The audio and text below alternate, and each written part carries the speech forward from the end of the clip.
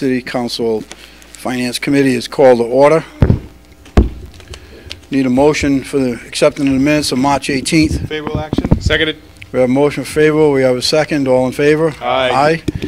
Before we get into the book of business, I just want everyone to know that we have run the numbers for any accounts that's requiring funding, and there is adequate monies in those accounts based upon the bids in front of you. We're going to start with item 1, 2019-136, found on page 1. Good evening, Lori Michaelides on behalf of the Police Department. Good evening, Major. Welcome to our Thank you. City Council meeting. Very glad to have you. Thank you. Looking forward to working with a friendly person that's always in a good mood. Big shoes to fill. No, seriously, looking forward to working with you, Major. Thank you. Thank you, and congratulations on your appointment. Thank you. Go ahead. All right, under Section 612, the Police Department is requesting permission to increase PCR 146-18 from $7,200 to $12,600. In September of last year, the Police Department requested spending authority in the amount of $7,200 for recruit psychological evaluations, anticipating the need to hire approximately 12 officers. We did, in fact, hire 12 officers. Since that time, however, there have been several additional retirements. We anticipate hiring 4 to 6 more officers in the next 3 months. I am requesting the original authorization be increased from $5,400 to a total of $12,600. Each eligible candidate is to be given a psychological evaluation, and they cost $600 per eval. If approved, the funding would come from the police operating budget 30-335 medical examinations. And as of this afternoon, the available funding is $8,630. Very good.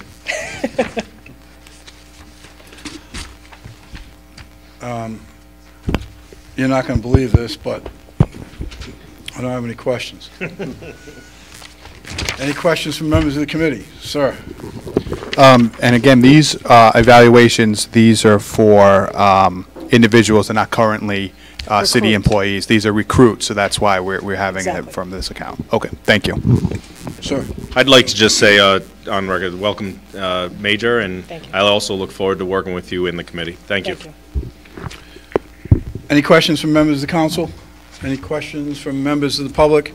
Hearing none, I need a motion. Move for favorable action. Seconded. We have a motion for favorable. We have a second. All in favor? Aye. Aye.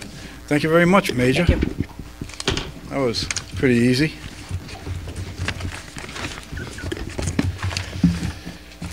Okay, 2019-234, found on page 7. Rescue support software maintenance.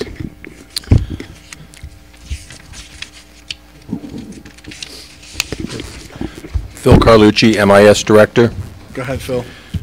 This is a request under City Ordinance 612 to increase the award amount on bid 2019-234 by $2,777.86. What had happened is we had come before you asking for software support maintenance costs that were associated with the software. Lo and behold, about a month after we came here, another invoice came in. So I contacted the company and asked them, why aren't these invoices together? What are the modules that it happened to be associated with? The response was that they were purchased at different times, and thus the cycle of the maintenance comes differently. Because it was paid previously on a voucher, it was not on our bid sheet that we keep track of to try to get ahead of these things. So I did speak with them and asked them if they would be able to align all of the invoices together going into future years, and they said that they would work on that. So I have to go back and check with them, and I'm still waiting for them to come back with the cost that's going to be associated with one invoice a year that will cover all the modules of this particular software. How far back does this invoice go, this $2,777? I believe it's the January, it's this year's. January. The January's. So they're clear as to what it is that you're expecting going forward, right? Absolutely. Okay, so we're not going to be getting these invoices that are Dribs and drabs. shotgun effect all over the place. That, yeah, absolutely, yes, I did point that out to them. And yes, this is for this year, January to December. Any questions from members of the committee? Any questions from members of the council? Any questions from members of the public? Hearing none, I need a motion. Move for favorable action. We have a motion, we have a second, all in favor? Aye. 2019. Thank you. Thank you, Phil. 2019-258, found on page 16, access and site improvements to Green Cemetery. Lucas? Good evening. Luke Murray, Planning Department. Please request approval for a bid of construction services for 2019-258 access to site improvements to Green Cemetery. As you know, George Sears Green is a hero and icon of our great city. He grew up a short walk from City Hall and went on to graduate second in his class at West Point. After a long career as a successful civil engineer, he re-entered the Army at the age of 60, which I can't imagine, to fight with the Union during the Civil War. He became a brigadier general and received praise for his actions at the Battle of Gettysburg, and specifically the defense of Culp's Hill. So there's the history lesson. This project will restore access to one of Warwick's most important cultural landmarks, so we may once again honor General Green's extraordinary efforts and ongoing legacy. This effort will also begin the process of mending the fabric of Apponaug Village after several long years of construction and a reconfiguration of transportation corridors in the area. This first phase of construction includes several parking spaces dedicated to cemetery access, a multi-tier staircase with handrails, several small seating walls, interpretive signage panels, benches, iron fencing, and miscellaneous other aesthetic and functional enhancements. Just a quick history on the project. As you may remember, in July of 2018, I asked council to reallocate about $100,000 grant from DEM to this project, which was originally a 2013 grant that we slated for this project and moved over. And that grant had a 50% match requirement. The Apponaug Area Improvement Association has stepped up and committed allocations under Community Development Block Grant and supported this project. And so they are going to make up the difference of the project in the total bid, which I'll present. But it's been a great community effort to bring this to the table. And therefore, no city match will be required from our general fund. It'll all come from federal Community Development Block Grant funding. In October, we had come to council again for the contract of the design award to Bradford Associates, and since then we've been working closely with the community on the design, and I specifically want to thank Councilman McAllister and Councilman Sinapi for the support of this project, which they have expressed. This project was publicly bid with over a dozen contractors proactively notified by our purchasing department. We had 9 companies that were represented at the mandatory pre-bid meeting. 3 bid responses were received. We are recommending tonight to award Shadley Brothers Landscaping, which was the lowest qualified, responsive, and responsible bidder, in the amount of $222,889. And then you have the breakdown, I believe, of the funding allocation sources, which include grant pass-through accounts and community development block grant. Finally, I just want you to know that we did reach out to the vendors who did not bid on the project. 2 of those felt that the job was either too big or too small for them. One felt the paperwork was too much effort in order to comply, and as you know, with Community Development Block Grant comes Davis-Bacon Act and a myriad of other forms, so that is a little bit out of our control. One had too much on their schedule already, one determined the scope was outside of their field, and one did not respond to our inquiries. So we tried to track that down for you. And at that, I'll have any questions. Lucas, I'll let my colleagues speak to the grant itself, which I think is pretty impressive. But I want to speak to what you just commented about, and I'll read it in the record. At the time of this memorandum, the office had reached out to all those vendors that attended the pre-bid meeting and did not submit a proposal to inquire as to their reason for not submitting a proposal. And it is certainly refreshing to see that once again, departments are living up to the task that the Finance Committee and the City Council has requested of all of you, and that's to reach out to the vendors and find out why they're not bidding. You got a myriad of reasons here, and I think it's going to be interesting to see where we can go or want to go with some of these answers to increase more activity in the bid process. But thank you for doing that. That's exactly what we expect going forward from all of the departments. Let's reach out to those vendors. Questions from the council? Yes, Councilman. Thank you very much, and thank you for all your work on this. This is an exciting project, and as you see, we have different types of funding for this, and I want to make a special mention. I know that you commented on as well about the Apponaug Improvement Association. The Apponaug Association is making the match for us with their funds that they receive. This is an exciting project. They're going to have new viewing and seating areas to go up to the cemetery, and well needed. We went up a couple months ago, and we had to help everybody up and help everybody down.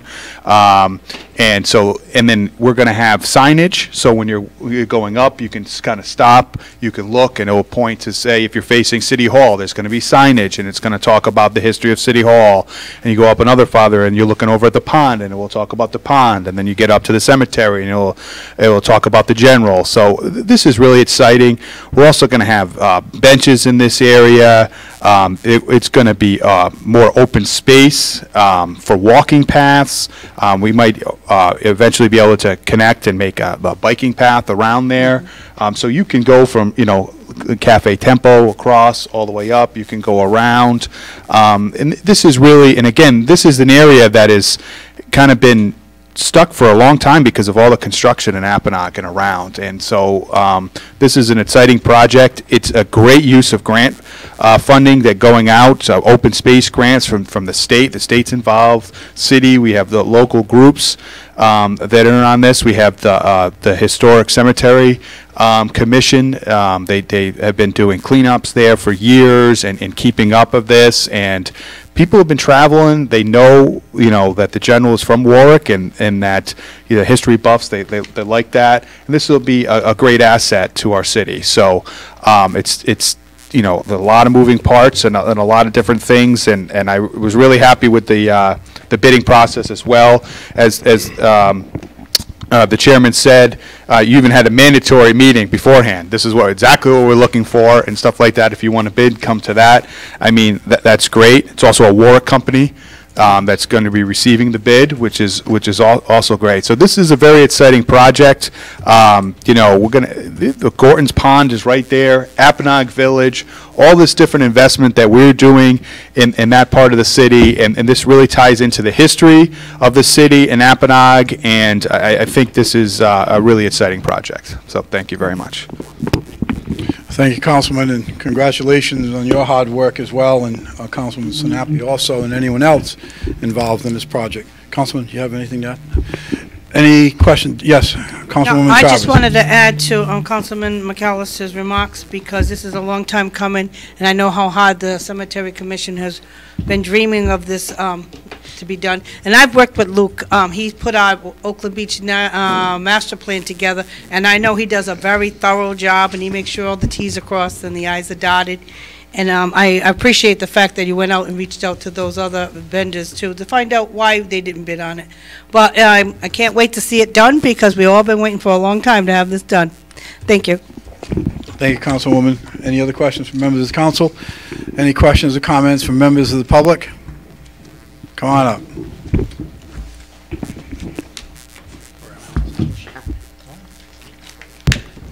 Councilman, I just would like to, my name is Margaret Malcolm. I'm the chair of the Historic Cemetery Commission, and I would like to say that I appreciate everything that you're doing. The general was a very, very interesting man. He was born around the corner, practically, from here. So I appreciate what you're doing, and I look forward to working with all you in the future. Thank you. Thank you, and thank you for all that you do, as well as all of your colleagues on the commission. As you've heard us all say many times in the past, you do an amazing job with maintaining the cemeteries here in Warwick. Thank you. Any other comments from members of the public? Hearing none, I need a motion. Move for favorable action. Seconded. We have a motion favorable, we have a second, all in favor? Aye. Thank you. Thank you, Luke. 2019-284, Command Leadership Training, found on page 34. The department is seeking an exception to bid and authorization for a specialized training expense for 2 newly promoted lieutenants. The training involved is for attendance at the FBI Leader course entitled Command Leadership, hosted by the Cheshire Police Department in Cheshire, Connecticut. The training is taking place May 6th through May 10th. The police contract specifically requires mandatory training be provided for all newly promoted officers at the department's expense within 6 months of promotion. The total cost for the training for both lieutenants is $3,015, and if approved, it will come from the training budget code 30-302, which has a current balance as of this afternoon of $21,041. Major, this includes lodging, I see as well, correct? That's correct. And I know neither you nor the chief were here during the time that the police department were looking to send some trainees to Massachusetts for some training.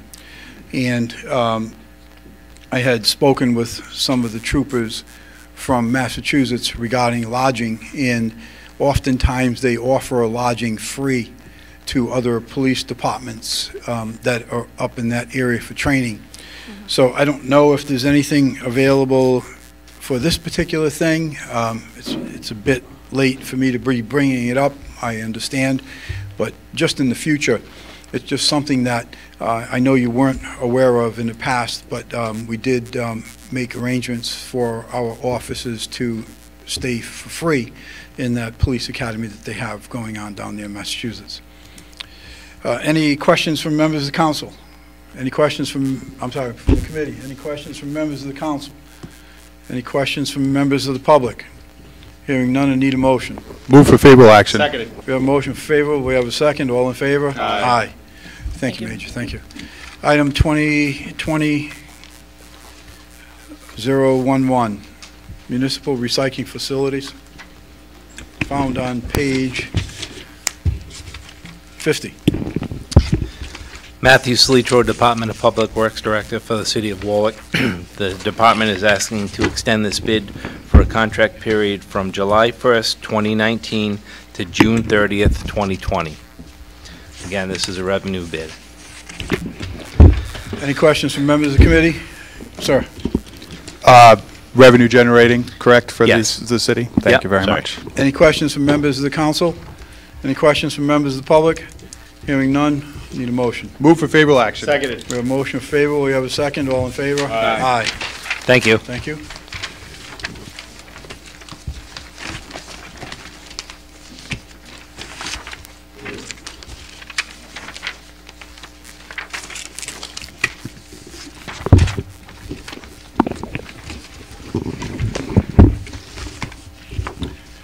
Acceptance of the minutes of March 18th. Move for favorable action. Seconded. We have a motion favorable. We have a second. All in favor? Aye. Aye. We will take PCR 48-19 relative to abatements. Good evening, Mr. Chairman, members of the Finance Committee. Neil Dupuy, Director of Assessing. This month, we have abatements in the amount of $61,691.76. The majority of which, by the way, are Board of Assessment review decisions that they made, so I can answer what my feeling on them is, but I didn't make those decisions, so. Sure, let's hear about your feelings. Well, case by case, you know, the people came forward, made their pitch to the board, and the board made their decisions based on their belief. I will say that we're working with the board to try to make it so that they follow a little bit more of a standard procedure. In the past, I think it was a little bit of a loose arrangement where they didn't necessarily have guidelines. So we put guidelines in place. They've adopted those guidelines. We are seeing some improvements there, but we still got a little bit of work to do. So in Commonwealth LLC, does that have anything to do with the airport? No, it does not. That is an assisted living facility. Okay. So how did it end up getting taxed in the first place? Well, all assisted living facilities, like a nursing home, are taxed. The question with this one was, should they be taxed at the commercial rate or the residential rate?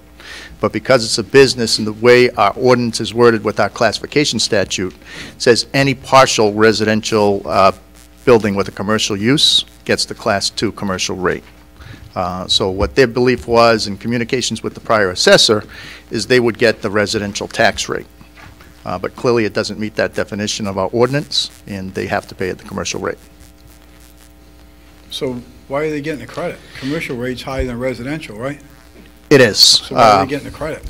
What the board felt was that the value of the property was overstated, so they reduced the assessment, not the tax rate, because they can't touch the rate.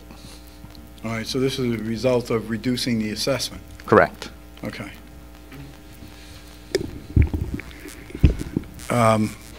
Stand by, everyone. You may need to have your jackets on. Don't put those jackets away. Okay, so we see our friends at the airport, another abatement. And 443 Jefferson Boulevard, LLC. Correct. Talk to us. This was the former Citizens office building, and it had been sold a couple of times over the last year and a half or so. Went through an auction.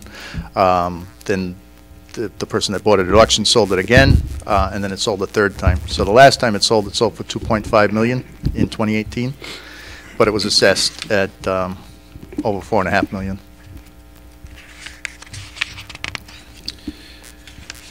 So that was an issue with the assessment. Correct. And who was the company again that did the assessment? Well, I got to think back, because last time we split the, no, it was Vision Government Solutions last time as well. But the market we were looking at with the last assessment was 2015, and even though the tax bills went out in 2018, they still reflect the 2015 market, which has changed. And the revals is every 3 years? Correct. Yeah. We're getting the calls, believe me. You're welcome. I'm sorry about that. That wasn't a thank you.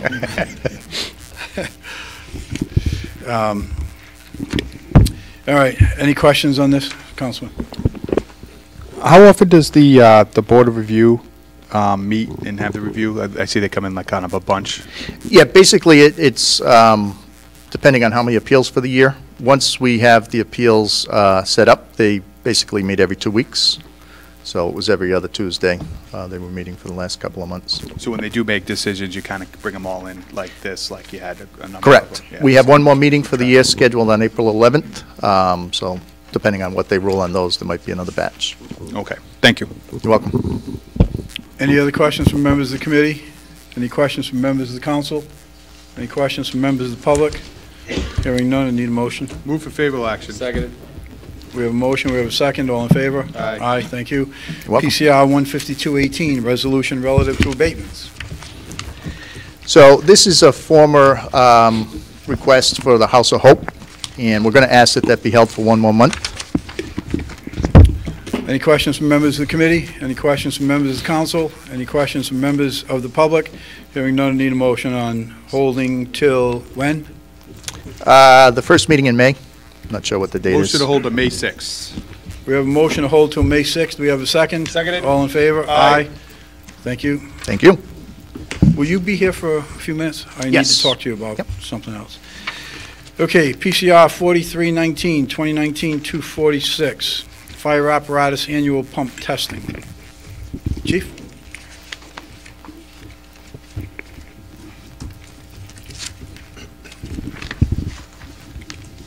Good afternoon.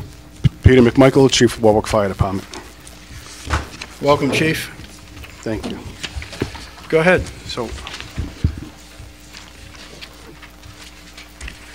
this is in regards to pump testing for all of our pumper trucks. This is annual testing that is required under NFPA standards as well as in the union contract. We reviewed, we received 6 bids from all of the area vendors that are certified to perform such testing, and of the 6 bids, New England Fire Equipment met all specifications and was the lowest bidder. This is a 2-year bid. The previous bid expired on March 19th of 2019. That was for the total award of $9,000. This is for the same amount, and these funds will come from Budget Code 35330.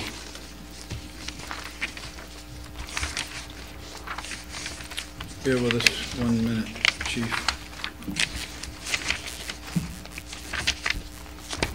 Do you have anything in your book? Yeah, I have it. It's after the sewer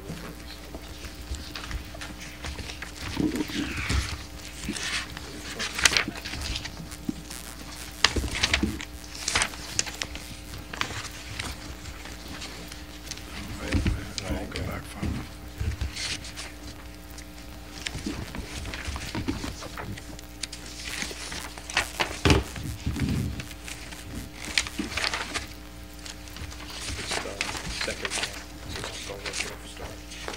So what? It's the second one in, so I'll wait to the yellow.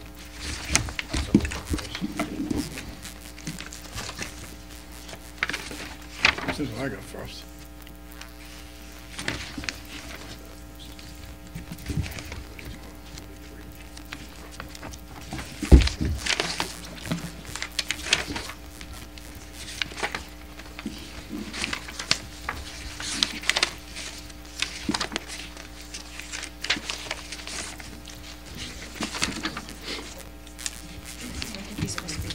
Supposed to be in the other tab.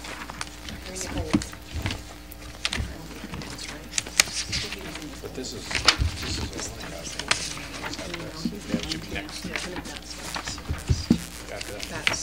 Okay, all right, okay.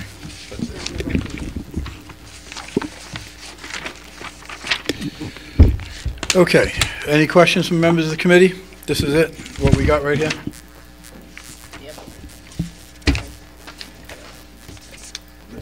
Go ahead. Chief, and this is one of the requirements that we have, annual requirements. That's correct. Correct, to Yes, check sir. the safety and everything on the pumpers. Yes, sir. It's required by the NFPA standard, which is 1911, Standard for Inspection, Maintenance, Testing, and Retirement of Fire Apparatus, as well as by the firefighter's contract. Thank you. Any other questions from members of the committee? Any questions from members of the council? Any questions from members of the public? Hearing none, I need a motion. Move for favorable action. Seconded. We have a motion for favorable, we have a second, all in favor? Aye. Aye. Thank you, Chief. Thank you. PCO 7-19 Pension Board, we're going to hold that till April 25th. Motion to hold to April 25th. 22nd. Or the 22nd. Is it the 22nd? All right. April 22nd. It is. To hold till April 22nd. We have a motion to hold until April 22nd. Seconded. We have a second. All in favor? Aye. Thank you. Finance Committee is adjourned at 5:29.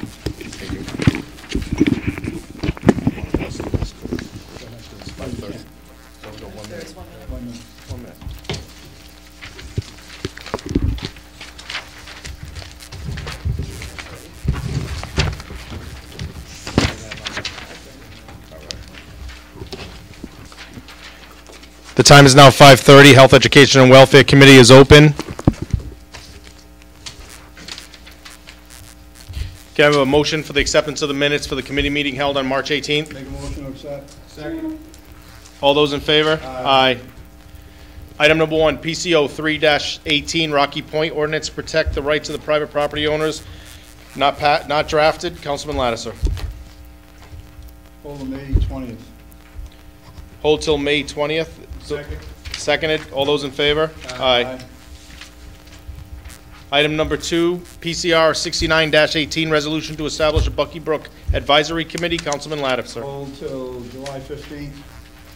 Second. Motion to hold till July 15th. Seconded. All those in favor? Aye. Aye. And can I have correction for PCO 3-18? You said May 20th, correct, Mr. Yes. Councilman? Thank you. Item number 3, PCR 21-19, a resolution relative to Educational Outreach Committee, not drafted. Councilman Lattiser. April 22nd. Hold until April 22nd. Second. I have a second. All those in favor? Aye. Aye. Thank you. The time is now, oh, that's yours, sorry. 5:31, Health, Education, and Welfare is closed. Sorry about that.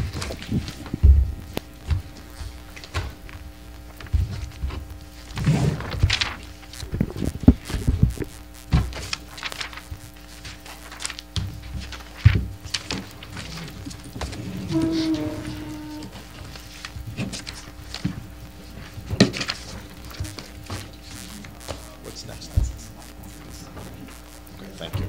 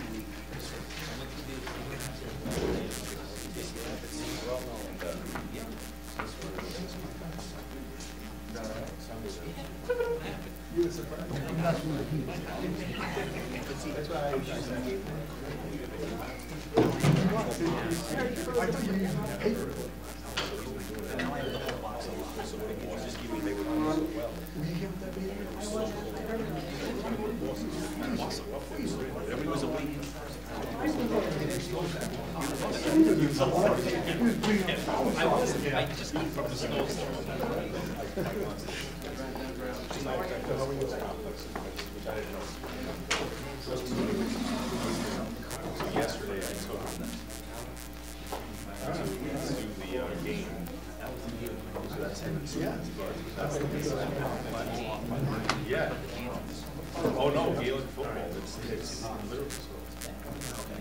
So you see all these runs, and he dribbles, then they have to kick it. And the only way you can pass it, and they have a goal, so they have uprights and a goal.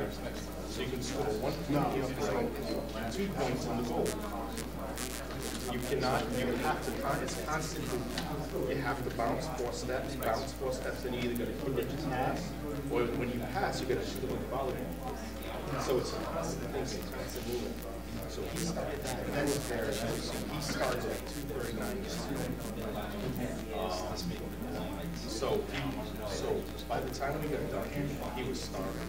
So it was right there. So I took him to the fence, and he could walk around. Yeah, he walked around, I bought my friends. And then so we went around. By the time we got done, and of course traffic heading out there, it was never this big. Yeah. So I apologize. And then it came in for me today that she was under the assumption I was bringing that basket. She brought the basket. That's on her. I guess I was okay. And it's still sitting. That's on me. But there's the tickets as well. But it was a good time response. Yeah.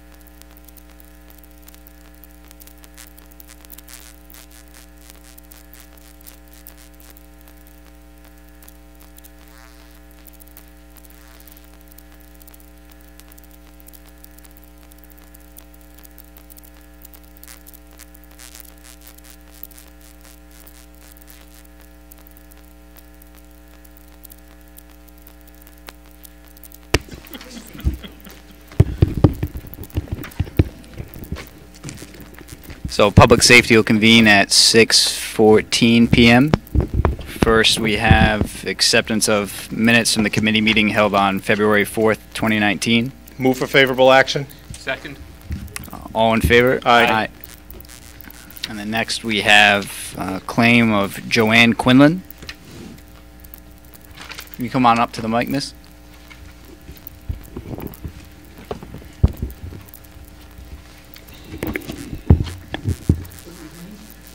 Good evening. So I had a few questions on your claim. Yes. How many tires are you seeking compensation for? Well, I would like to get all three, but I didn't know because I submitted it.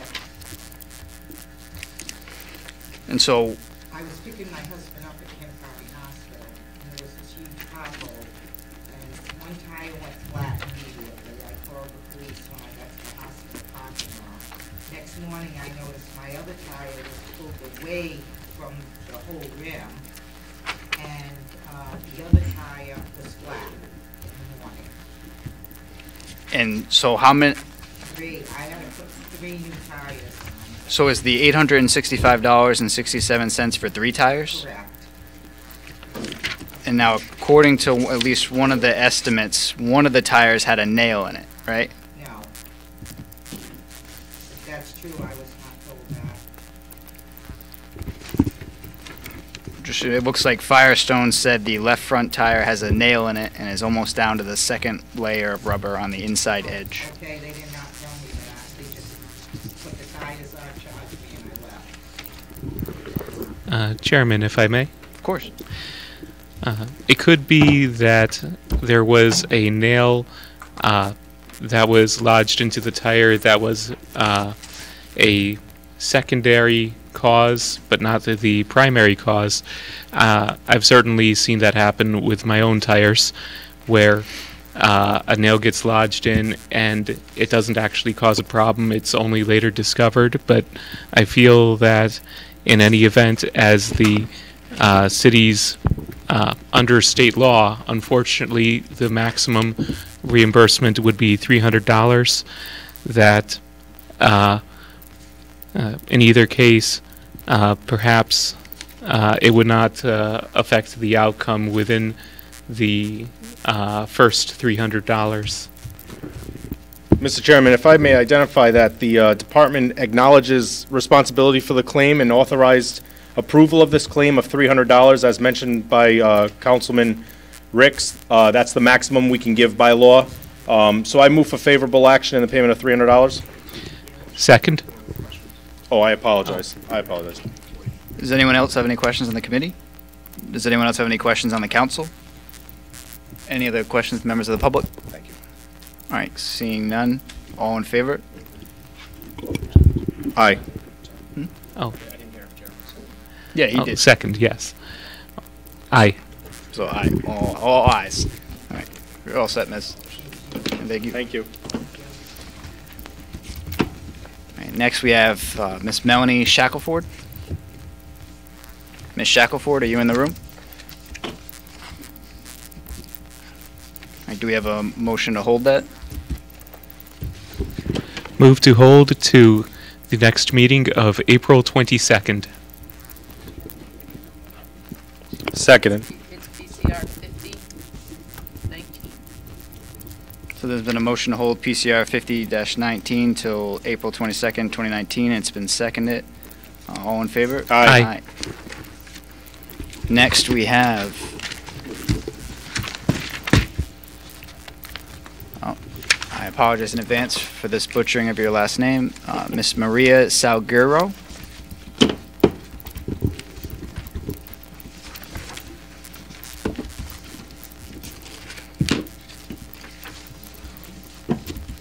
Hello.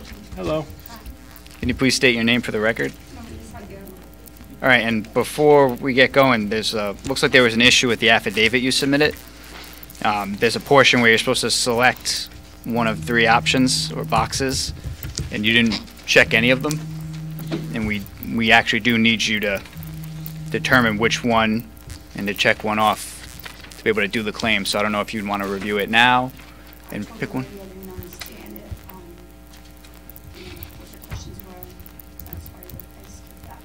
Fair enough. Can I punt to council?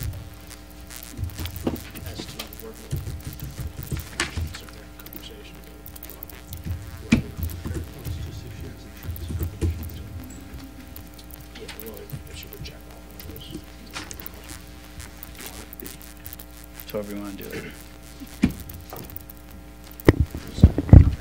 Okay. Perhaps we could do by oral proof to remedy. That we're going to do either way.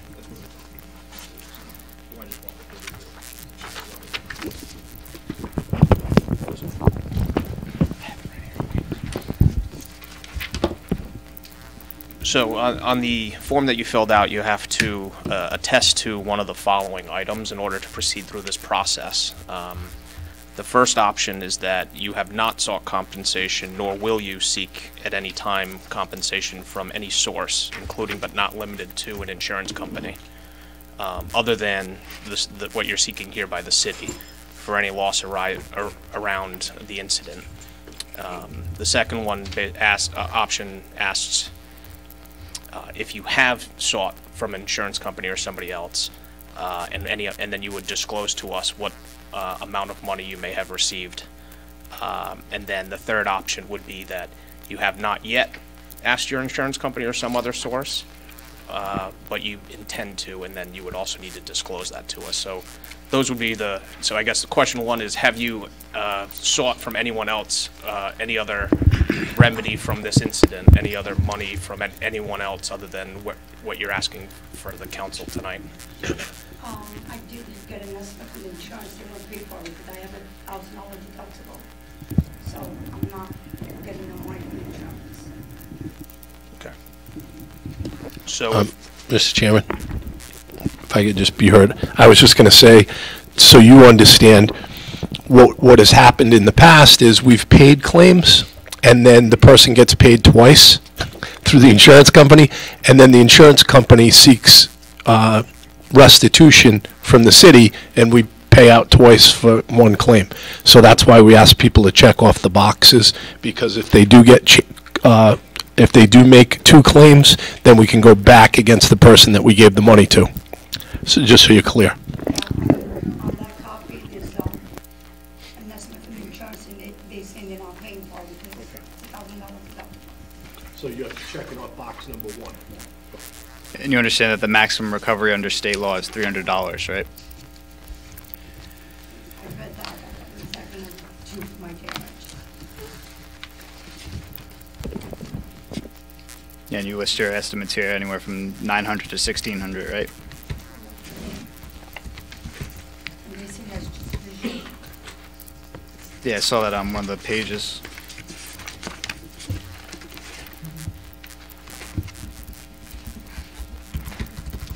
But correct me if I'm wrong, counsel, but we're confined to the 300 no matter what, right? Under state law, it restricts, for pothole-related incidents, municipalities are limited to a $300 award as a maximum cap for all damage that occurs in a pothole-related incident. So that's the maximum amount that the city is able to provide should they proceed down that way.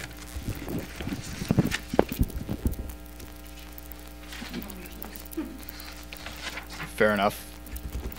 Any other questions from members of the committee?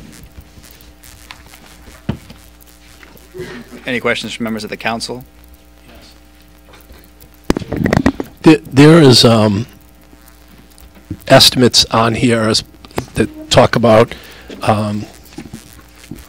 the rear fender of the vehicle.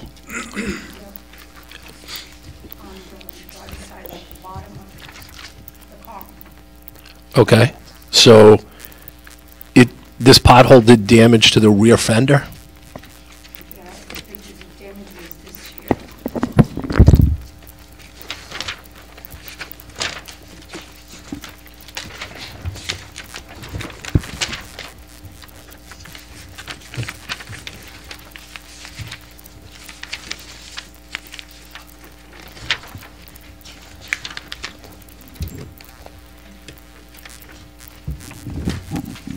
So you're saying that the back of your vehicle hit the ground? The back of your vehicle hit the ground? The front. Okay.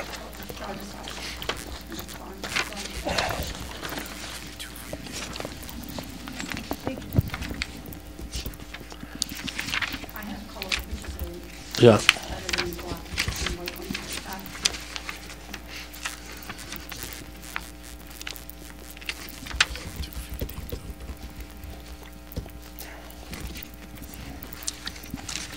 And this also included, this estimate also included paint, were they painting it too?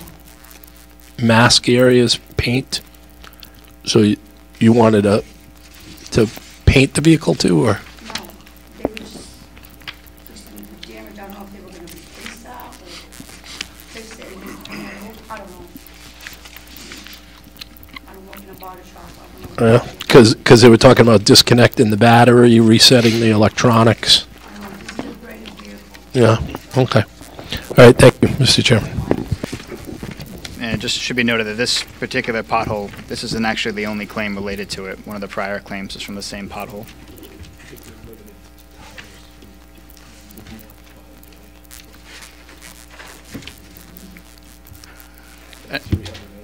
Yeah. Councilman Lattiser? Yes, thank you, Mr. Chairman. I actually was going to ask those same questions that the Council President just asked, but also what I find, or maybe what I don't find, is language in here that says any replacement to a tire or to a rim. Did I miss that somewheres? I see all body damage here, but I don't see anything that talks about damage to a tire or a rim.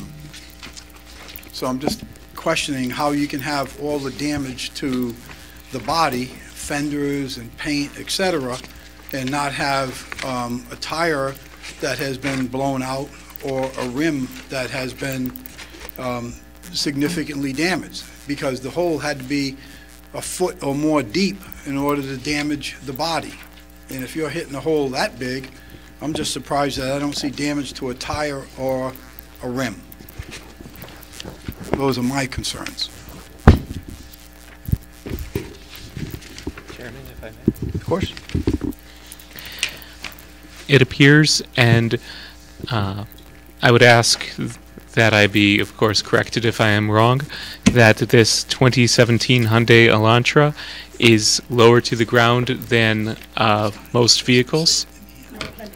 And I believe that I'd have to just go back through the packet, but I think that there are at least 2 other claims in this time period regarding this pothole from other persons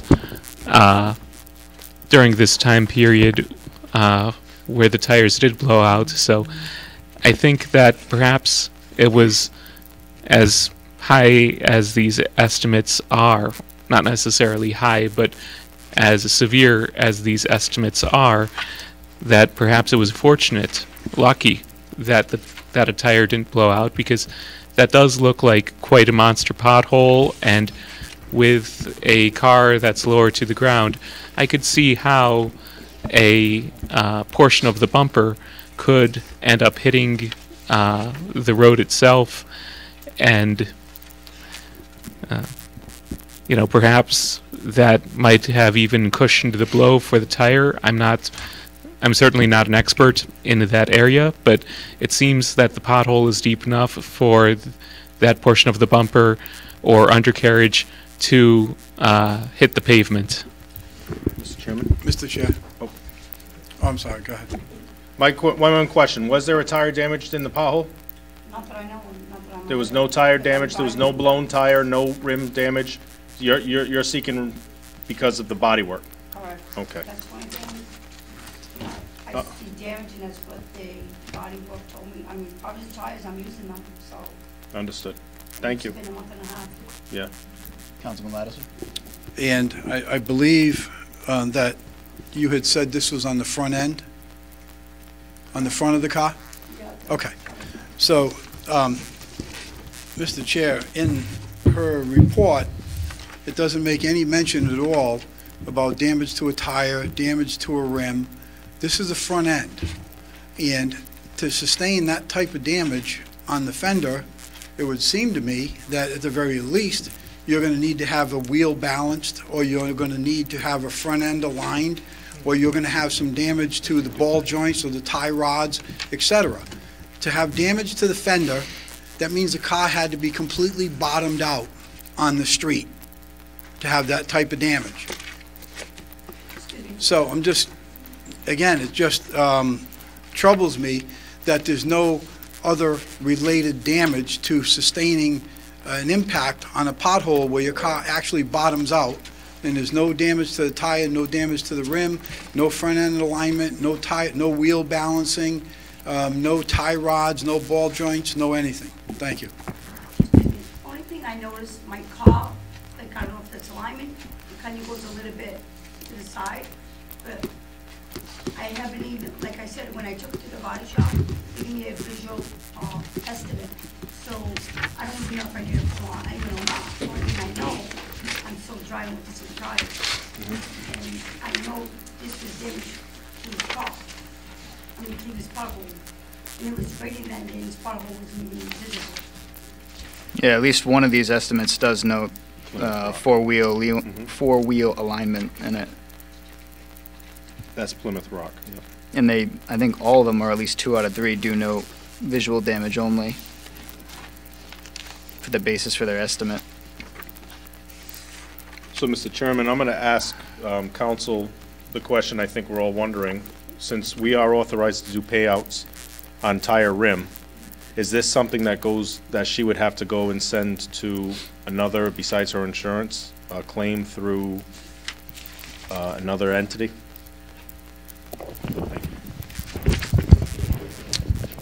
The process certainly plays out goes back to which box are we attesting to at the start as to what options is the claimant going down the road of.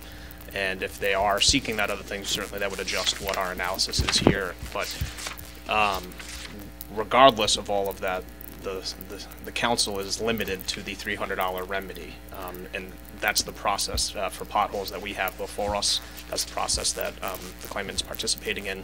So we're limited to that being a course of action should you wish. Thank you. Any other question from members of the committee? Any other questions from members of the council? Anything from members of the public? Seeing none, entertain a motion. Before we put a motion forward, Mr.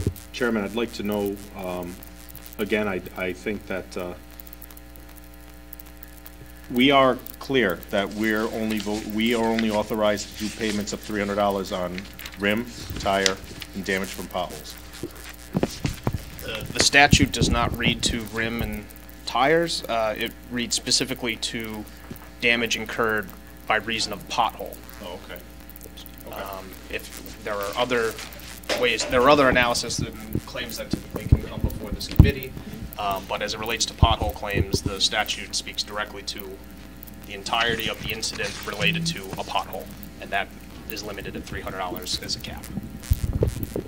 So may I ask, I'd like to ask Mr. Chairman, so you understand that if we put forward this claim, you're limited to the $300, no, but that's what we're limited to because the claim is said to be from a pothole, if that's what this body decides. Thank you. Mr. Chair, will we be voting on all these claims individually, or are you looking, will we be voting on them in totality? Normally, they get voted on as a group, but I want a separate, I want a PCR on this bid, please. what would our PCR be? PCR 5119. Thank you. PCR 5119.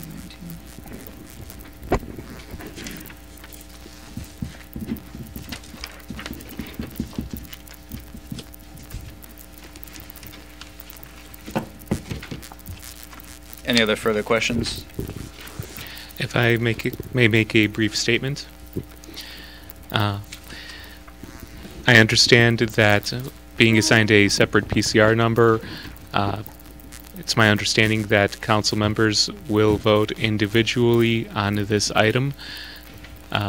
I want to state my position that examining the pictures, looking at the estimates, I do feel that it is quite possible, in fact, in my opinion, probable, that hitting this pothole with that 2017 Elantra relatively low to the ground, especially with how modern cars are designed with crumple zones and the like, that driver's side of the bumper or the undercarriage or the like could have hit the ground. And I don't know why the rim wasn't bent by that kind of impact. Maybe luck, maybe the front of the car absorbed some of the blow, but I would be certainly surprised if the car did not need an alignment afterwards, as noted in at least one of the estimates. But I wouldn't necessarily expect that every mechanic taking a look at bodywork would necessarily also include into the estimate information on getting an alignment if the person bringing it in didn't specifically complain about the alignment when in front of the mechanic. So for those reasons, later this evening, unless there's other evidence brought up, I would intend to vote to approve in the amount of $300 as recommended by the department. Thank you. Mr. Chairman, thank you. Mr. Chairman, before I second that, I'd like just to ask so when we first started, and I was asked by counsel to clarify this, you have agreed that I have not sought compensation, nor will at any time seek compensation from any source, included but not limited to any insurance company, other than the City of Warwick, for the loss arising from the above described incident. Understanding for pothole claims, the maximum recovery is $300 under Rhode Island General Law 25-513. Correct. Thank you. Mr. Chairman? Councilman Madison. So, these items here, it says right, left. Pretty much all of them are referring to right, left. So, to the claimant, this damage, was it sustained, because I'm not sure if they call it right, left, is it sitting in the car or if you're outside looking at the car? So was the damage to the driver's side or the passenger side of your vehicle? It was to the driver's side of your vehicle.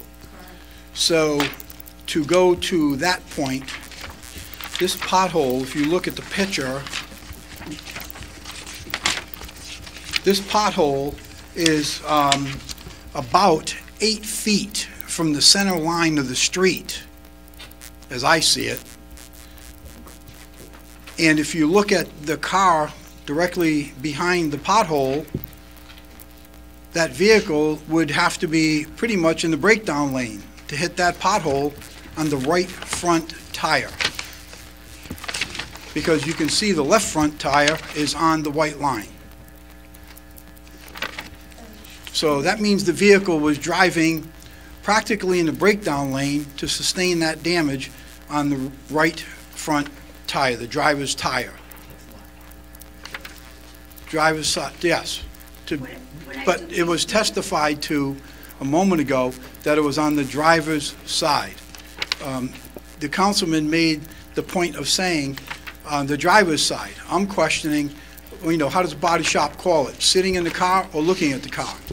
So the answer was already given. It was on the driver's side. So having said that, the driver's side, for that tire to hit that driver's side, the car would have to almost be in the breakdown lane. And when I took the picture, I had backed up my car, and I took the picture. I understand that. It was not, I know. No, I understand that, but I'm looking at, I can look at a picture, and I can see the vehicle alignment to the pothole. And this wasn't in the same day either. This Doesn't matter what day it was. The vehicle is lined up to the pothole. In order for the right front tire to hit that pothole, the left tire would have to be on the white line near the breakdown lane. I'm just making a point to go along with the issue that this Hyundai if it has those little tiny tires are gonna hit a pothole and do that type of damage. This car would have been bottomed out in that pothole. But you're free to do whatever you please. I'm just giving you the information and the facts as I see them.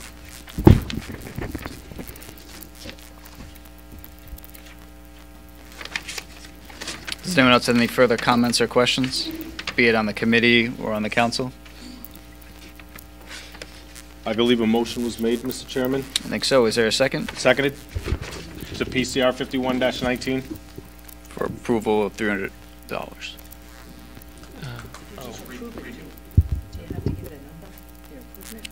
Councilman Lattiser requested to be separated out. Separately, so, but the recommendation can go The same? with the PCO. Okay, gotcha. I follow. Motion from Councilman Rex. Recommend favorable action, PCR 5119, was it? Yep. And then Councilman House seconded. In the amount of $300, seconded. All in favor? Aye.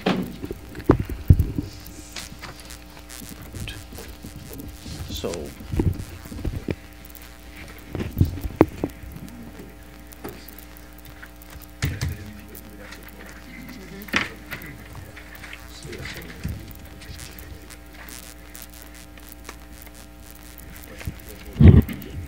Yeah, so normally, we tell people they're all set and they can go. However, it's obviously clear to you that at least one council member plans to debate on this and obviously vote no. It's up to you whether or not you want to stick around for the council meeting for that to happen, or you can leave and take your chances one way or another.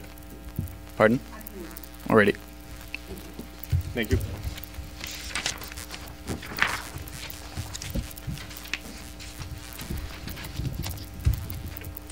We have David Rothermel. This is the next claim. David Rothermel.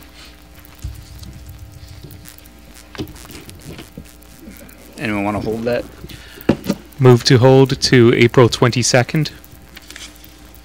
Is there a second? Seconded. It's PCR 5219.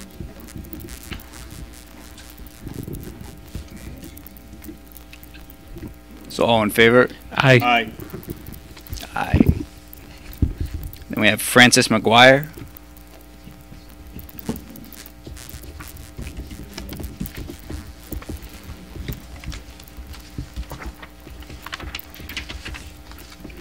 Hello, Mr. McGuire.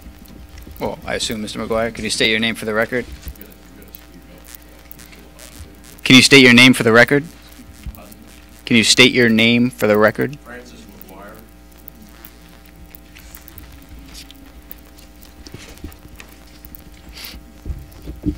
And you wrote that you were unable to obtain any other estimates, right? No, I'm 92 years old, and I am not familiar with the internet. I don't have a computer, illiterate, if you want to say it that way. I didn't get estimates because once the tire was flat, I had to get transportation. So the nearest place that I could get to was 9/10 of a mile down Jefferson Boulevard, which was Sullivan Tire. We usually went there and got it repaired, or got the new tire. Any questions from members of the committee? In general, our procedure would be to require 3 estimates, even if the damage is already repaired. However, in this case, I do see that the department recommended approval and noted the attached note regarding you being unable to obtain estimates. I see that the note, as signed by you, if I may read it into the record, states, "I am 91 years of age, and I do not have the ability of going onto the internet to get prices. I hit a pothole. I went to Sullivan Tire, Jefferson Boulevard, and got a replacement, and driving around to several tire dealers to get estimates. Under the circumstances, and as the department has recommended approval, I think that an exception to the general rule is warranted here, considering the totality of the circumstances. Any other comments or questions from members of the committee? I would agree. 92 years old, I think you've earned your right to get a tire. Thank you. Any questions or comments from members of the council? Anyone from members of the public? Seeing none, entertain a motion. Move for favorable action in the amount of $200.03. Second. All in favor? Aye. Thank you, sir. You're all set. You're all set. Claim for Mr. Robert Lefebvre.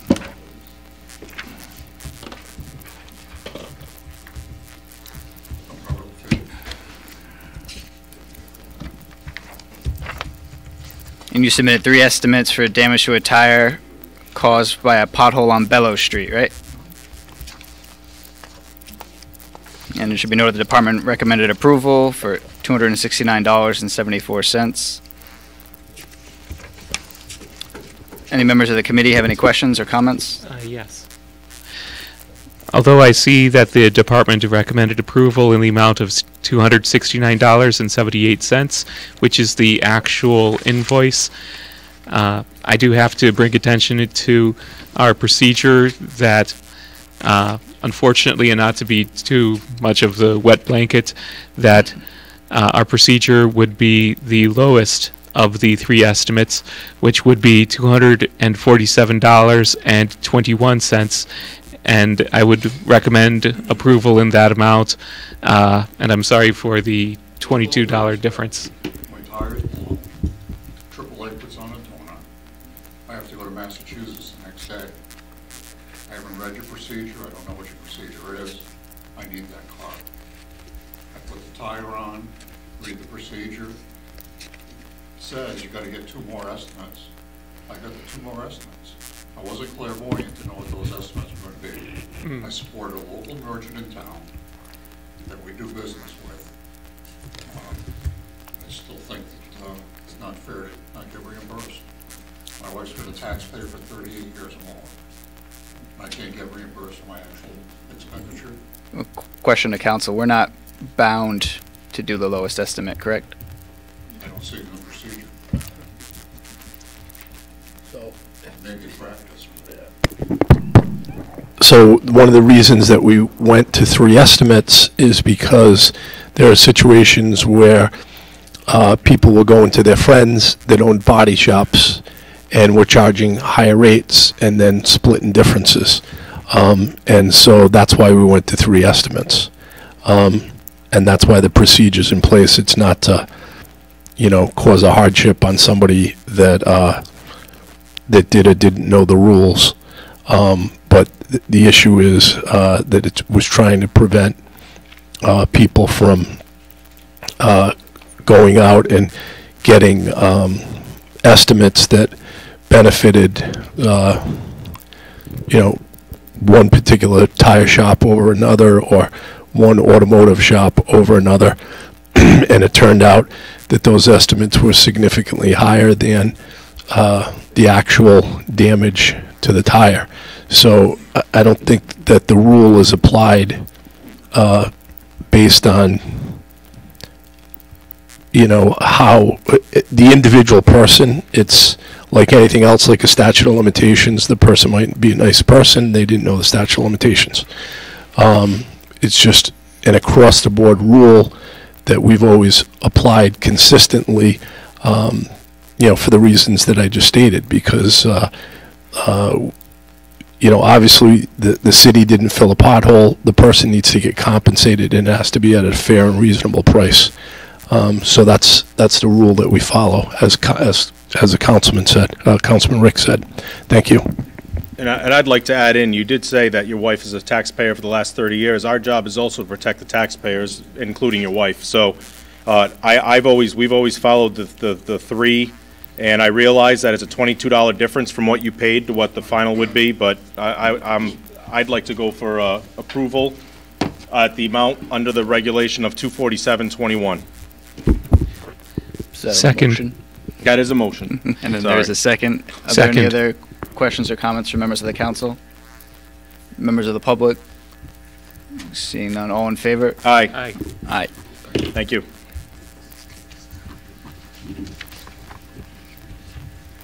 And we have Mr. Paul Buckley. Is Mr. Paul Buckley here?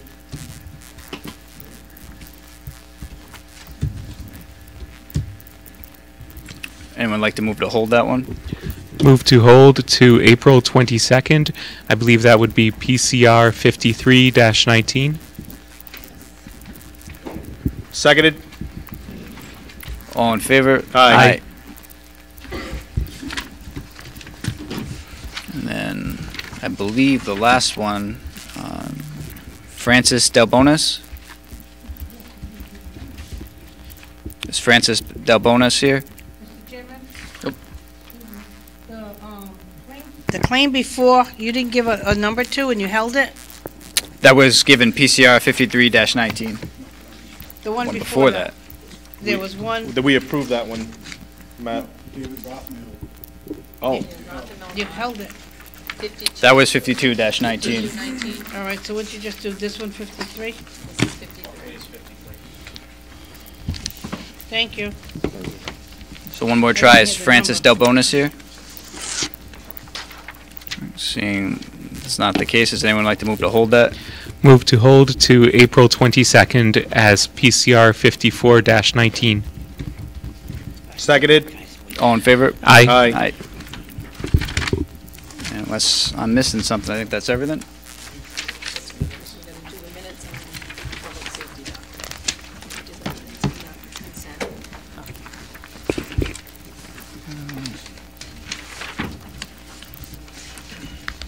What's the date on those?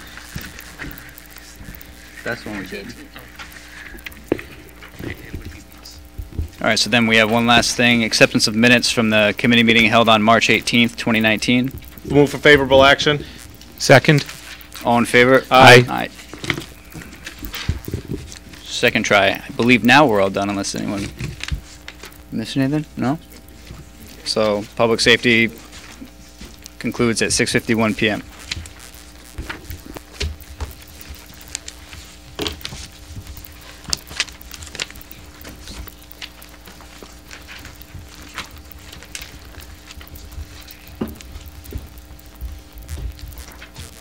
Intergovernmental. Yeah, run. But we claim you.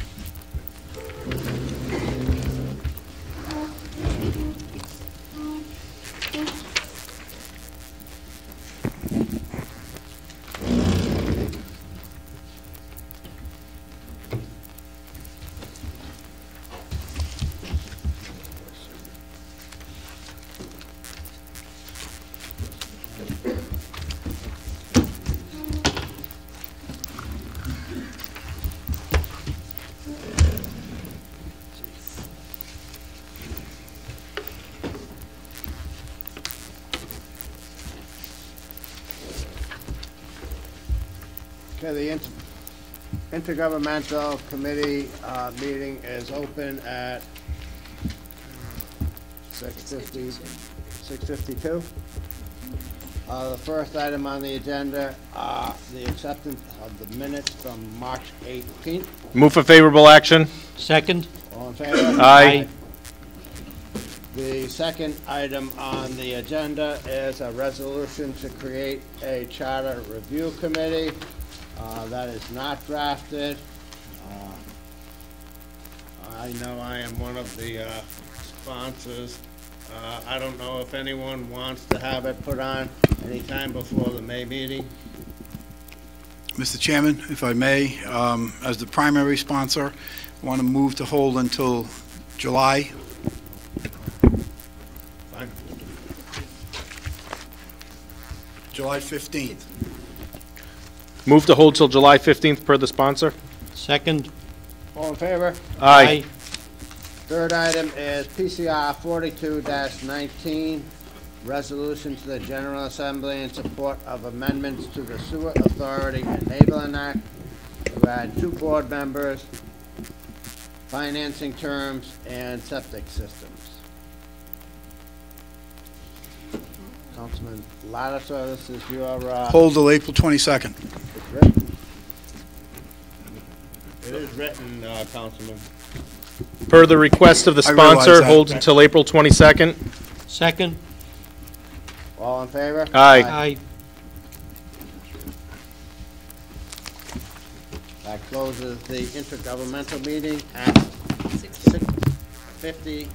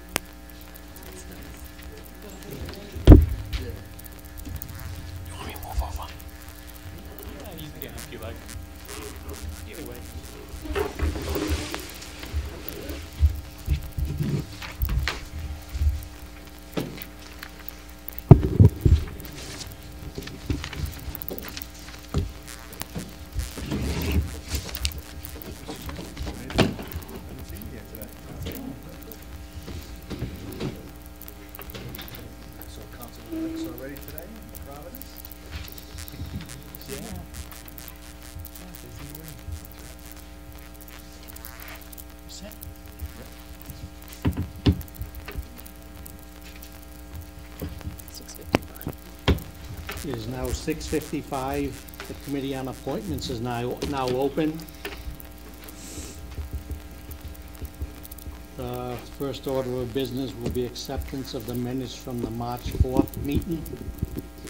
Do I hear a motion? Motion for acceptance of the minutes of the March 4, 2019 committee meeting. Second. All in favor? Aye. Second item on the agenda is the appointment of you, Bruce Webb, to the Land Trust Commission. Complete second on that. Good evening. Your name? Thank you for offering your service. Do you have any comments to give the committee? No. Thank you. Thank you, sir. Any questions from the committee? Thank you very much, sir, for Mr. Webb, for volunteering to serve on this, the Land Trust Commission. I'm just looking at your background, and I think you're going to be a very good fit here. Not only your education, but your you have some professional experience and also some volunteer activities. Save the Bay, URI, Watershed, Bucky Brook, all good things. Gatsby Day, I don't know, but that's always a good one too. But so I appreciate your volunteering to be a part of this very important commission here in the city, and thank you for all your efforts for our community. Thank you, sir. Any other comments? I would also like to thank you for stepping forward and volunteering. Important commission. I don't want to be too repetitive, but we definitely need qualified people like yourself stepping up. And I hesitate to bring this up because it's coming from an anonymous email that I just received this evening. And if I had even received this before the council meeting had started, then I, would have tried to verify any information beforehand, but I feel like since I didn't have that chance, I should now, just in order to verify. Anyways, the anonymous email, and I take that for exactly what it is stating that the city ordinance requires that members of the land trust be resident electors, and that basically you're not a registered voter in Warwick. So I just wanted to give you a opportunity to respond to that, as I know that it appears that some of my other colleagues who are not on this committee but are on the council may have been copied on this anonymous email. Very good. So I am a resident of the city of Warwick and taxpayer. However, no, I am not a voter. I am a citizen of Canada. I have applied or started the process of applying for U.S. citizenship in the past. One requirement of that application is that all trips outside of the United States for the past 9 years be documented. If I document those incorrectly, I am guilty of immigration fraud.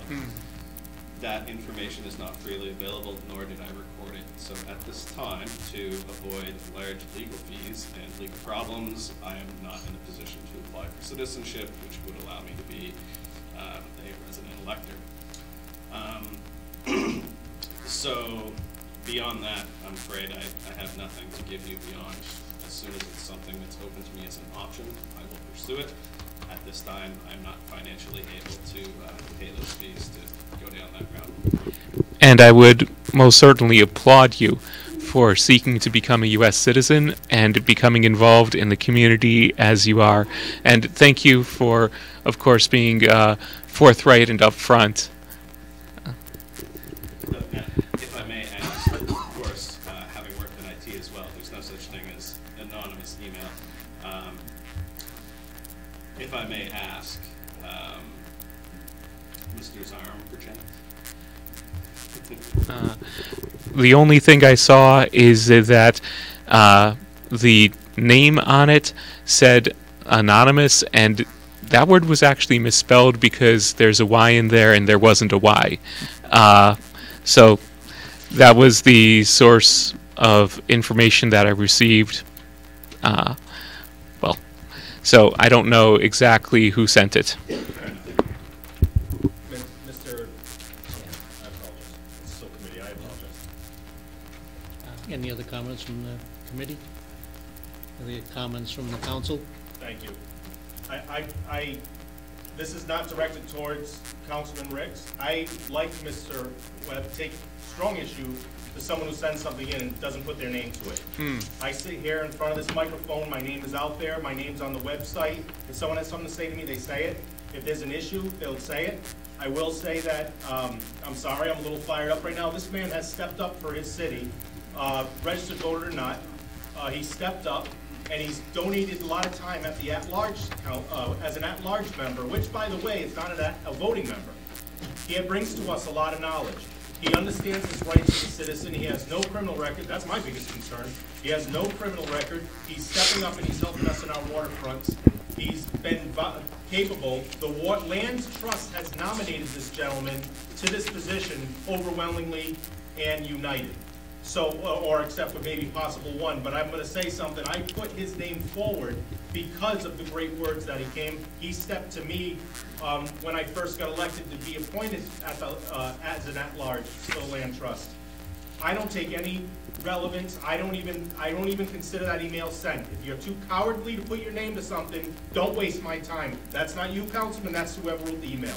I ask for this honorable body to honor and appoint this gentleman who's already given his time and he's been a good resident of Ward 3 to the at-large, to represent Ward 3 at the Lands Trust. Thank you. Chairman, if I may. Any other comments from the committee? Yes, I have one comment to the committee. I echo what Councilman Howe said about the source of the information.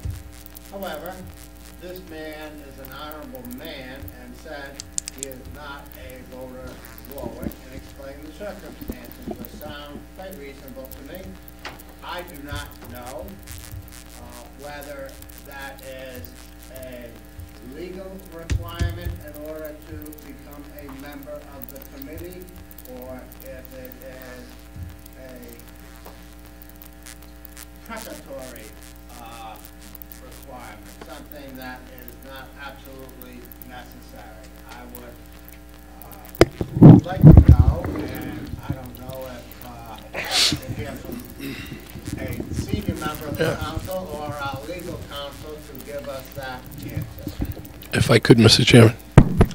So I actually created the land trust and drafted the legislation, and I think it was probably about 15 years ago, and I'm embarrassed to say I don't remember if it was a requirement.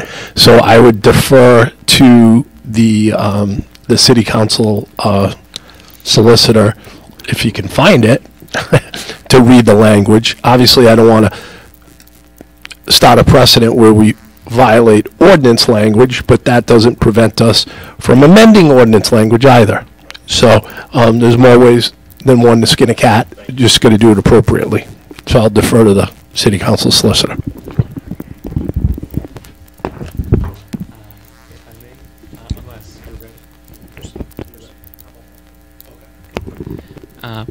Based on the information that Councilman Howe gave as to this being an at-large, non-voting position.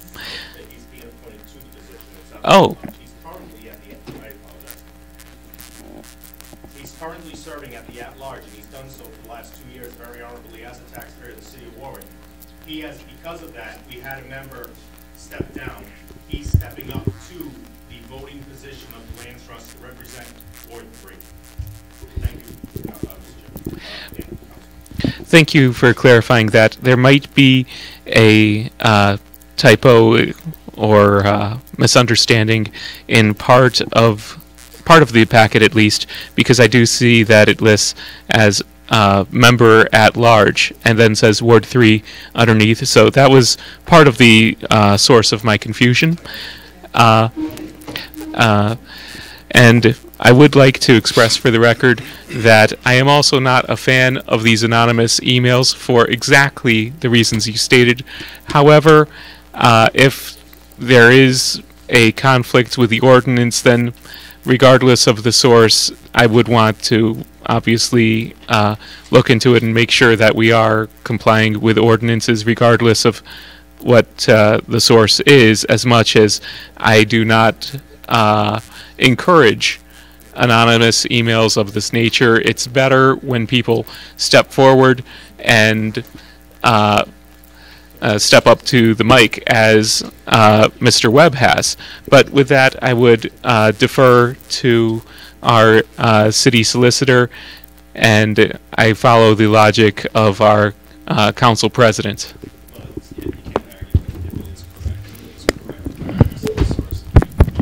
So I know he's going to read it. Yeah, I know it's, I'm the one that drafted it, so you're not putting anybody in any position. So I know over the years it's been hard to get people that are qualified and actually care to serve on this board. So I don't have a problem if the councilman puts in a resolution to amend the ordinance. If you don't have a problem waiting a few weeks so we could do that, and then we could get you on there, because we do appreciate people that care and that come to the meetings and that are qualified and that want to give back to the place that they reside. I don't know when this was drafted if it was ever contemplated that a person that lives here wouldn't actually be a citizen or a voter. At least it wasn't contemplated by me, and I was the drafter of the ordinance. So it is a unique situation, and if the councilman wanted to put that in, I would support it. And so maybe at this time, the easiest thing to do is to hold it, and I know that Councilman Lattiser has a question. Yes, thank you, Mr. Chair.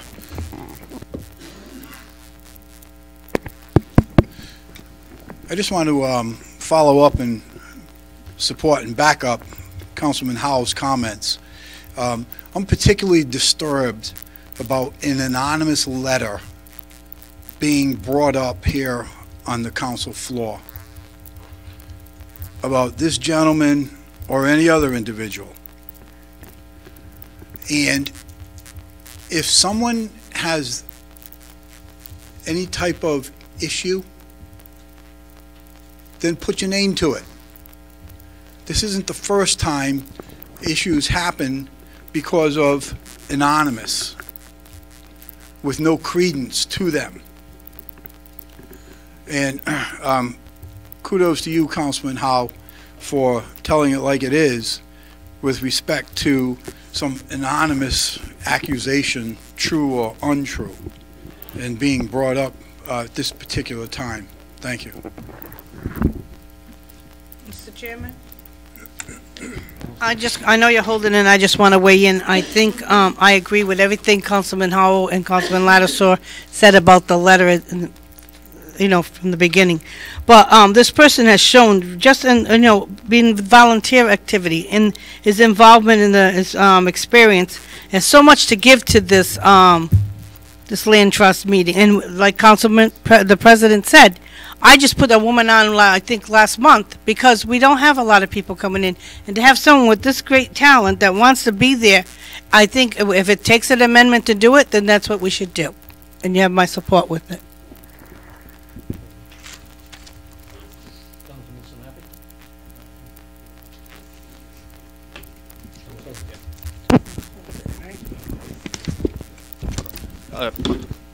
Under the ordinance, section 5153, there is language that pertains to being a resident elector, and that would be in order to clear up any ambiguity because it's not a defined term. If you were to proceed to hold, and you could docket something to clean up that language would be appropriate. And through the chair, we did look at with legal counsel the definition in Black's Law Dictionary, if you will, of elector, and that is a person that's qualified to vote in whatever district that it is. So obviously, if you're a Canadian citizen, you wouldn't be qualified to vote. And there are other instances in our democracy where people can't run for president and they were born in a different country, but they can still become a member of the United States vote, etc. So considering the unique nature of the land trust, considering that where it's difficult people to take the time to volunteer for these positions, and Councilman Howe getting such a great candidate, I don't have a problem amending my original ordinance. And I know Councilman Howe will docket something tonight. Thank you. Thank you, and I'll wait for the motion, but just to piggyback on that, I mean, you're a perfect example of what we are looking for. You are already part of this community. You're trying to make it stronger with all your volunteer work, and I think that Councilman Howe, this is a great pick from Ward 3, and I would like to also be on that legislation. Let's straighten it out, because we want the best people to be on these boards and commissions, people that want to serve, and that you are a vital part of our community here in Warwick, and we'll get this language straightened out, and I look forward to supporting your appointment to this once we get all that. And again, I thank you for all your volunteer activities that you have done and what you are willing to do in the future for our community. You're obviously a vital part of our community, and we'll straighten this stuff out. So thank you. All right, thank you very much for coming forward. We definitely will straighten this out when you want. Oh, just a brief question to the council solicitor. For the purpose of holding, should a resolution or ordinance amendment to that effect be docketed tonight, what is the soonest point in time that it could be published, and then so that we may hold to an appropriate time without unnecessary delay, but also not unnecessary trips back before unanimous consent? You could docket under unanimous consent, which would unfortunately the ordinance takes 2 passages. And in order to comply with posting requirements, we'd be looking more towards midsummer. So I believe the July 15 meeting should provide adequate opportunity to get through the entire process to amend the ordinance and post it to the public.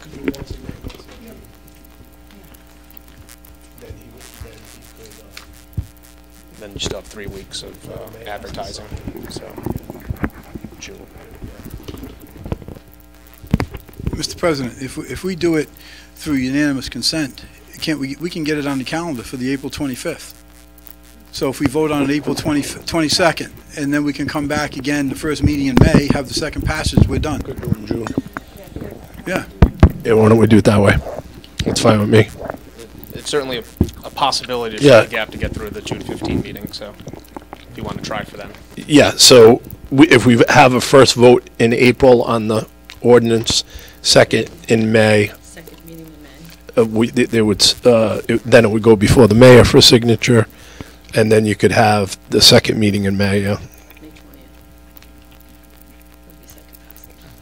May 20th would be second. 20 would be second. And then the first meeting in June, we'd be able to put you on. Thank you. In that case, I would also voice that I would be proud to co-sponsor a resolution to that effect introduced by Councilman Howe. And hearing the timeline, I would move to hold to that earliest possible date of June 17th. Second. All in favor? Aye.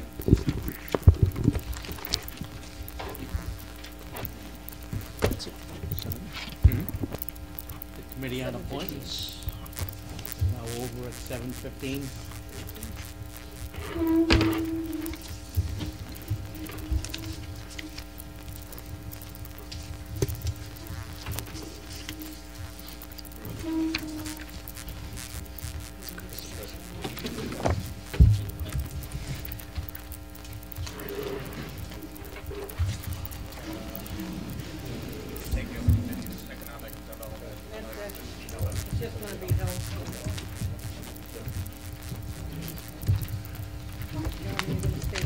Yep.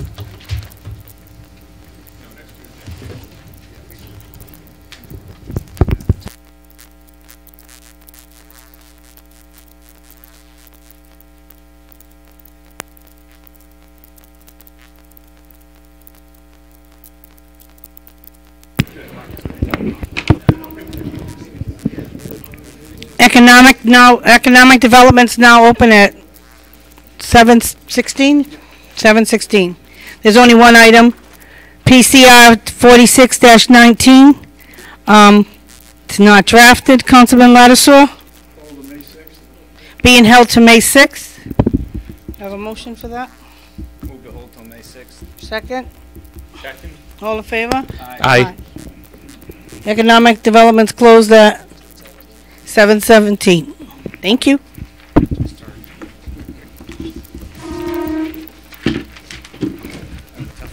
It was hard.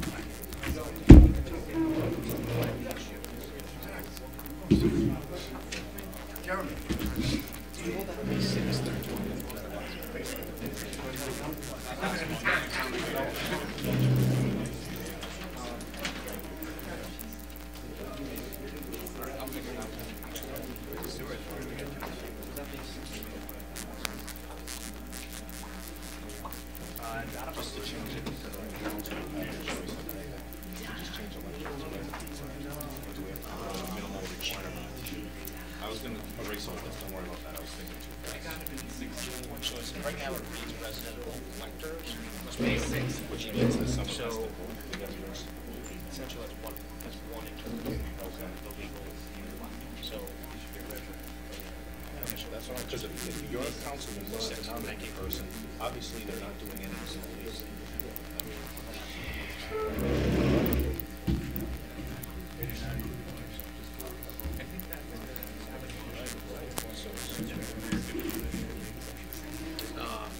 Are you going to play with any of the other stuff? Yeah, no, get rid of that, get rid of it. I'll just change, whatever you write, we'll do. What would you like? Tim Hall gets, no. Change electorate to resident. So right now it reads, must be, we can just say to make it read any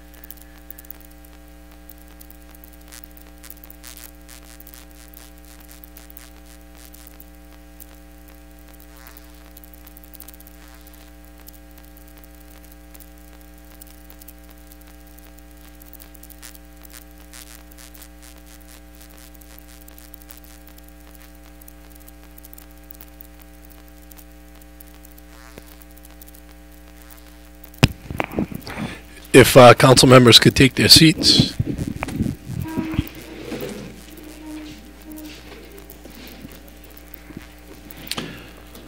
If the clerk could call the roll. Mr. Marola? Here. Mr. Corley? Here. Mr. Howe? Here. Mr. Lattiser? Here. Mr. McAllister? Here. Mr. McElroy? Here. Mr. Ricks? Here. Mr. Sinabi? Here. Ms. Travis? Here. 9 present. Council comes to order at 7:26. And if Councilman Lattiser could lead us in the Pledge of Allegiance. To the flag of the United States of America and to the republic for which it stands, one nation, under God, indivisible, with liberty and justice for all. If we could play. Very good.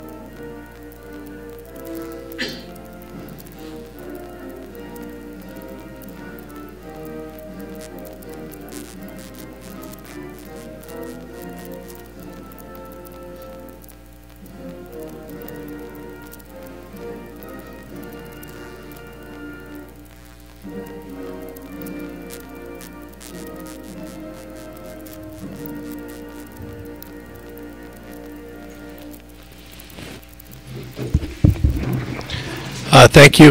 If we could all have a seat. Also wanted to thank everybody watching at home, and then also for members of the staff and the public for indulging us. Hopefully this will be the last time to have our council meetings here, because we had a water leak, and insurance proceeds are fixing the council chambers as we speak. And my understanding is if it's not complete, it should be complete shortly, so we're hoping to get in there within the next meeting or so. With that said, under executive communications, there are none. Under general communications, I know, Councilman Corley, that we received notice that you have the Gatsby Day parade coming up and some other events, and I know that we're supposed to RSVP, but if you wanted to fill us in on that. The Gatsby Day Parade, I believe off the top of my head, is June 8th. And I know that they've been doing all of the planning that they do on a year-long basis, and that hopefully they will have, I'm hoping that they complete the work at the Salter Grove, where they're going to be putting in a playground and some other amenities. That's all I have to say about the Gatsby Day Parade, but I do have a couple of other things to bring up, and that is there was a very informative meeting at the Wyman Elementary School last week, which myself and Councilman Sinapi and Lattiser and Ricks attended. There were 2 members from the school committee, and the superintendent was there as well. And I believe that as a result of the information that was brought forth from the members of the PTA and the staff at the school, that they were able to have Chairwoman Backus had the school make sure that it was cleaned by Sunday. The meeting was about the problems and the health issues that were caused and may have been attributed to the lack of having night janitors for working on a part-time basis rather than full-time. The discussion about it was very well received, and there was a everyone seems to be working towards the same goal, and hopefully it worked out in a positive result today. I spoke with the PTA president, and she said that they were in there and they had done some cleaning, and hopefully it is enough to take them to the April vacation when they can hopefully do a better cleaning, because the absentee rate, taken in conjunction with the number of kids that have gotten sent home from school, made me make the statement that I don't like to make, and that I hope that this is the sickest school in the city, because they are running anywhere between 40 to 50% higher in their missed school as a result of it.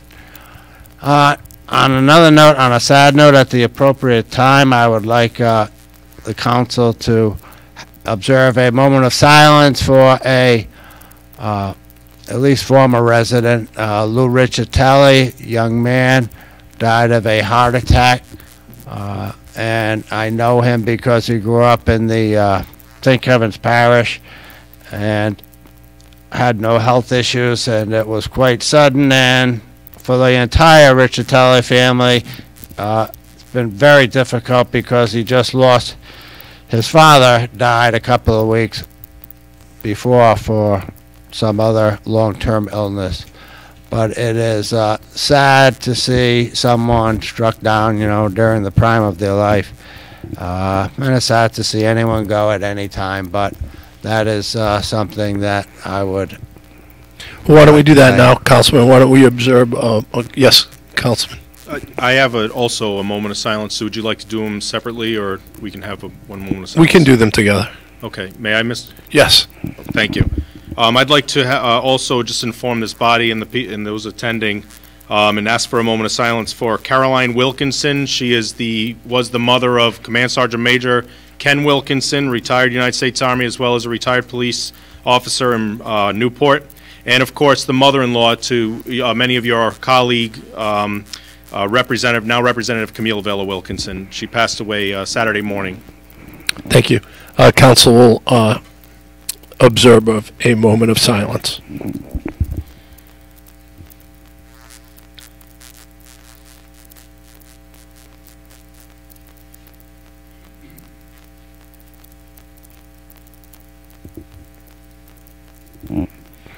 Thank you.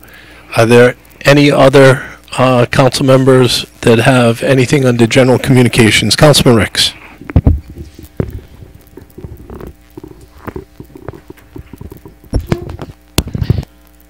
I have not missed a Gatsby Days parade. It's wonderful. Long before the RSVPs went out, and the happy couple had no knowledge of the exact date of the Gatsby Days parade at the time. I am going to be a groomsman.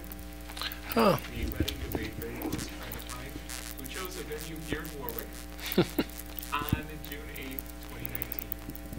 Thank you. And there's more than just that event, obviously, at the Gatsby Day. There are a series of events that lead up to that, road races, fireworks, etc. So I would just encourage all our residents and people from outside the city to take a look at the website to find out the other activities that are going on. Is there anything else under general communications? If not, we'll go to quarterly reports. Dan O'Rourke, the Water Department.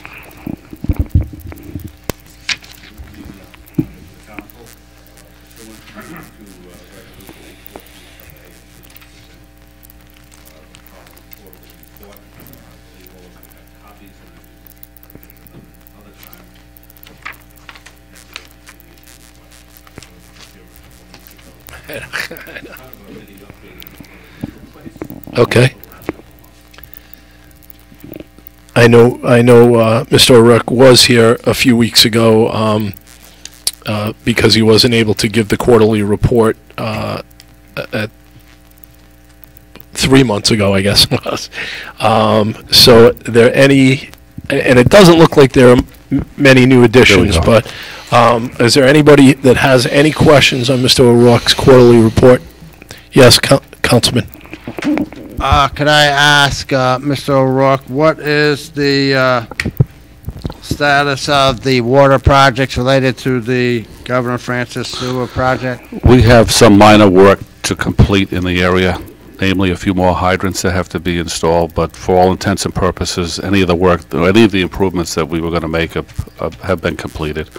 And my understanding, and I know the people from the Sewer Authority here tonight, I believe it's next week, they're going to be starting, if not even this week, to resume construction. Is there any other questions for Mr. O'Rourke? Seeing none, we'll move on. Thank you, Mr. O'Rourke. To Eric from Engineering. Hi, Eric. Pursuant to Resolution R1624, the Engineering Division has prepared their quarterly report, so I'm here to answer any questions that you might have.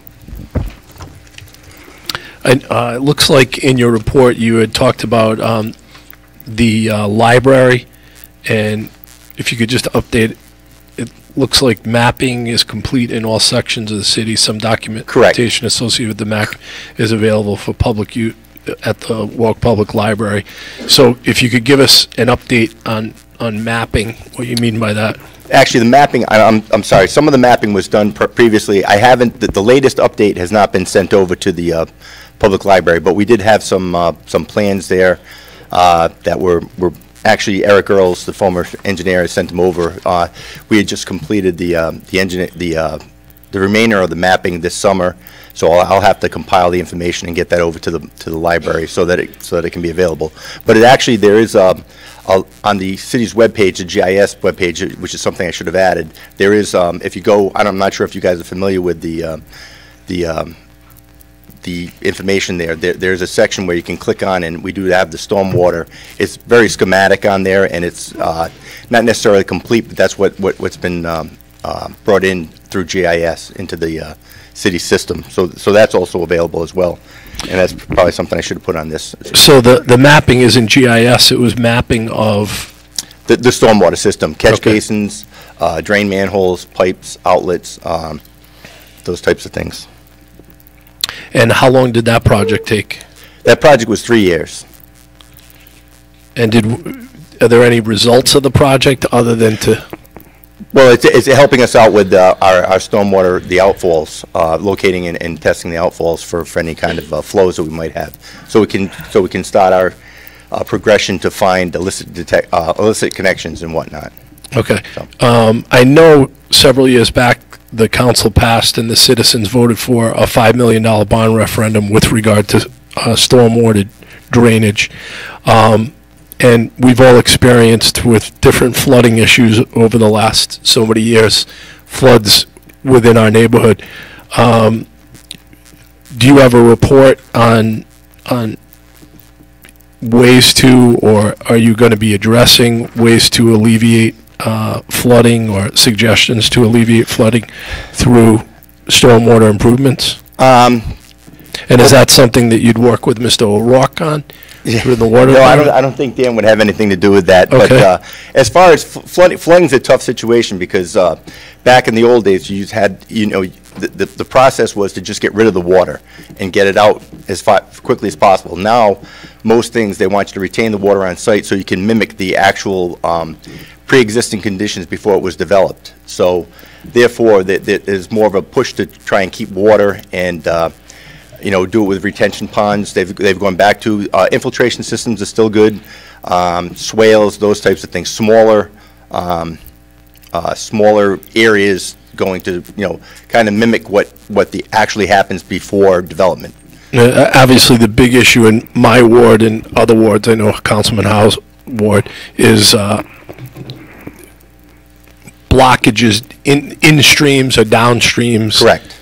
That cause problems. So at the appropriate point, if you could get back to us, if you have suggestions about. I can just add something there. I know prior to us, pardon me for interrupting, but prior to me being here, I know that the city used to have what was called the brook crews that would go out and clean the brooks.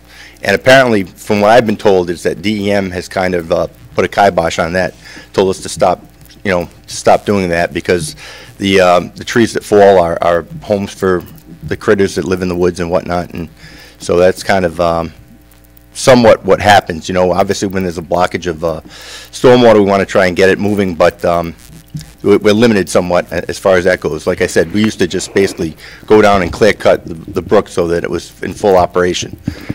I know in the past, when Mr. Boccozzi was the DPW director, that there were circumstances where we put in applications to DEM for what they call maintenance, dredging, et cetera. In particular, I had a few areas in the Potawatomi area where the ponds over there would flood, and they would allow an ongoing dredging program. Those are the type of solutions that I was looking at, or, you know, would welcome input on, because maybe there's one application where we could include for certain areas maintenance, dredging, or removal of things. Actually, I've had a few of those through, you know, recently that we've done with CRMC, particularly. Most of them are coastal. Right. It's much easier to get a coastal permit than it is a ride den permit. Okay, thank you. Does any other council members have questions of Eric? If not, we'll move on. And thank you for coming, Phil, from MIS. Phil Carlucci, MIS Director. You've all been given the quarterly report. I just wanted to highlight most of our time this past quarter, for obvious reasons, has been spent doing year-end processing of W-2s, 1099s. I can say that we've successfully submitted them, and we're cleaning up some last-minute changes that are going to be going on. I also wanted to highlight that earlier this year we were awarded some money. This council approved money spent for Munis education. I want to let you know that we took on the first piece of that. We had a 3-day session, and because of that, we'll be installing the Tyler Content Management System, one of the modules we already owned, just has never been installed. We'll be installing that later this week and starting to put that into practice. So slowly but surely we're starting to get some of the benefits. We're going to be starting to reap some of the benefits we've invested in this software product. So other than that, I would be happy to entertain any questions that I can. Looks like the Buttonwoods project is almost complete. That took up a good piece of our time. We have all the networking for Buttonwoods done. It is wired in the ceiling. Once the final furniture and everything's put in, we'll terminate the ends for the network cables going to the desktops. Okay. Are there any questions from council members? Yes, Councilman Lasso. Thank you, Mr. President. Not so much questions. I just want to say, from my perspective, many of my colleagues here on the council have heard me not always be a big fan of this Munis report, and this whole Munis software stuff. And it's encouraging to hear some of the things that you've been saying since Mayor Solomon hired you and put you into the position that you're in. And perhaps it's more about leadership in that particular department, bringing us into other areas of Munis that we may perhaps have been told can't do it, doesn't do it, won't do it. You seem to be more of an individual that says, let's make it work, and let's find out why we're not doing it, because I think we can do it. And it's refreshing to hear that, and certainly I'm looking forward to you changing my opinion of Munis. Thank you. I'll do my best. Is there any other questions? Councilman Sinapi. In the first page of your report, you reference ability for WSA to accept online payments. And yes. You say the software provider only works with one credit card processing company. What's the software provider you're talking about? It's Opal. Actually, the parent company, I think, is Vision. It's the Opal software product. We discussed it with them. One of the things we were trying to do, as we try to do with everything, is simplify. We wanted to have one credit card processing company to deal with. Munis has its list of approved vendors that they'll work with. We have other software companies that they come up and they say, we have this list, and we try to cross them so that we can find one common. Unfortunately, in this particular case, they only work with, I always get the name incorrect, I wrote it here, Click and Pay. Yeah, I think the name of it is Click and Pay. It's the only one they work with. Munis does not work with that. So it's not a horrendous deal. It won't really cause that much complications to it, but it will be two vendors that we'll be dealing with.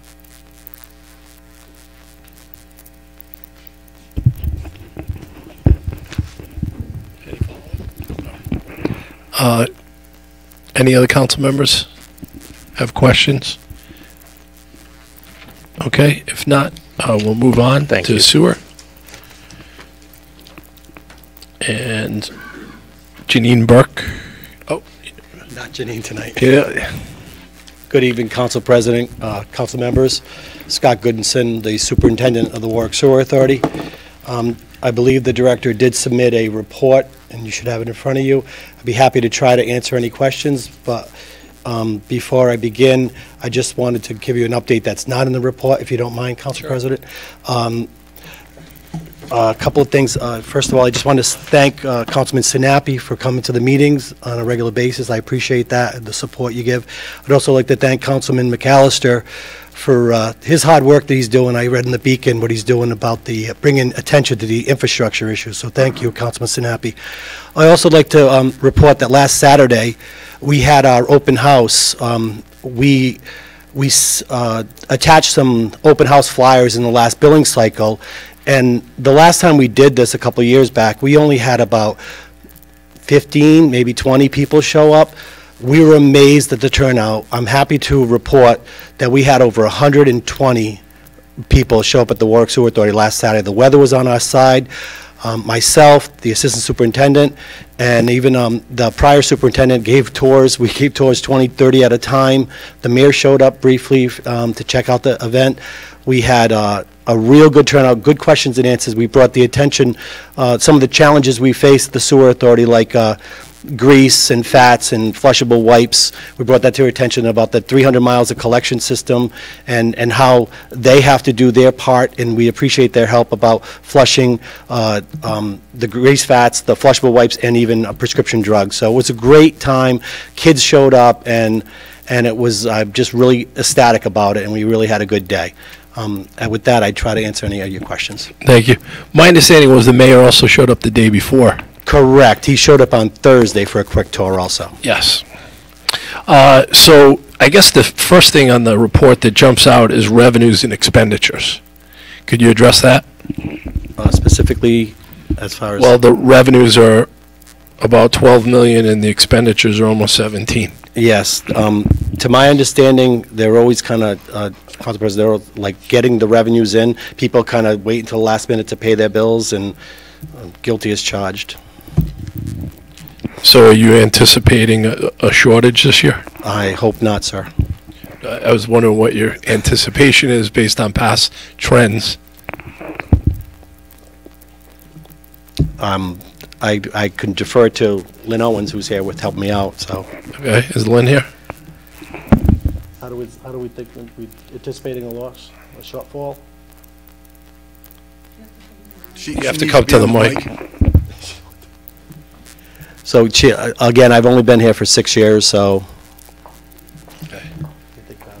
Hi, everyone. I'm Lynn Owens, Administrative Coordinator, and I would need to take a look at the budget, where we're at right now, what the anticipated revenues are coming in. Of course, we had some unexpected expenses with our sewer line break and our CIPP work that's ongoing now, but certainly we'll take a look at the final numbers and we can report back to you. And what was the estimate? What was the estimated cost for the sewer line breakage? The estimated cost for the sewer line break for the Amber's repair on contract DD, that came to a total of $580,000.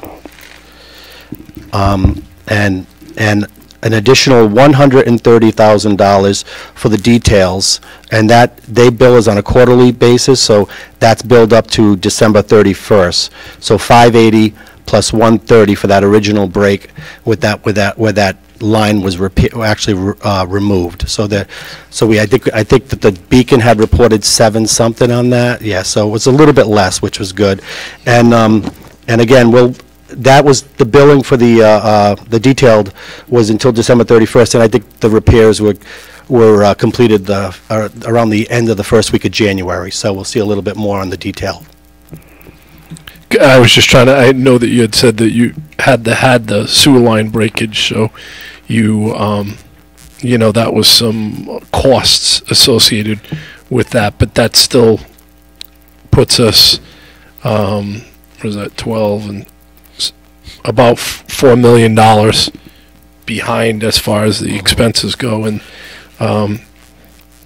that's always been a concern for us, because when we're not estimating costs and income appropriately, we've had situations where the assessments go up dramatically because it hasn't been assessed. I know it was before you were there, so. But I've been living in the city for a long, long time, so I'm concerned also, sir. Yeah, yep. And what about assessing what's happening with the infrastructure, and can you give us an update on that? Yes, sir. So I know you're cleaning pipes, etc. Yes, sir. So what we've been doing is our Vector truck, a line broke on the Vector truck. We put the Vector truck through quite a bit of work. This is our high-pressure vacuuming hose that we go and we jet the lines out. We used it a lot during the initial break at Cedar Swamp on Sandy Lane and Armory. So, and then we ended up damaging one of the high-pressure hoses, so we had to replace that hose. After we replaced that hose, and then we also did use some contractors to help clean that line, to get that line prepared to be lined. That was the other part of that construction cost, was we did spend another $107,000 on the Sandy Lane liner. That's that Green Mountain liner that was approved, along with another small repair with that. And then the camera truck had just been replaced, the rear end, so it was kind of like Murphy's Law. We had a couple of equipment failures, which slowed down the process. But now that everything's up and running, our collection system team is coming up with a plan. When we've also got our asset manager who's actually looking at collecting quotes and estimates for the remainder of cameraing and cleaning the rest of the lines. And how long do you anticipate that will take? Actually the due date is about 2 weeks to the council. And how long will it take to assess all the pipes? And then we'll have to send out bid specs and scope of work, but we're under the gun, and it is critical, and we're moving at as fast as we can, sir. I was just asking how long, once you get a yes, how long do you think it will take before you will have that assessment fully completed? Oh, the assessment, we're looking to have that assessment done within a month. But that's for all the pipes in the city? That's the assessment as far as, no, because they're going to take time to actually do the camera. Yeah, yeah, how long does that take? It's going to depend on the company that comes in and bids on the job. So, because it's got to go out for bid specs, and we'll have to take proposals. So, you'll be seeing that very shortly. And what's the current status of the Bayside project? To my understanding, the Bayside project, just the CMC was just approved. The CRMC was just approved at the last board meeting, and we are waiting for the ground to break, the weather to break. And what are we looking at for a completion date for that project? Because we've gotten them in the past, obviously. Right. So. Let me see if she wrote it in there. I don't know if it's in the report. The report says still planning for 2019, it looks like.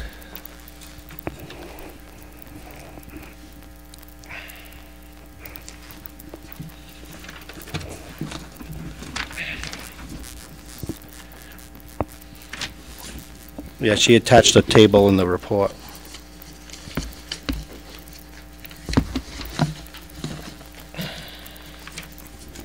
Mr. President. Yes. If I could help out with Sure.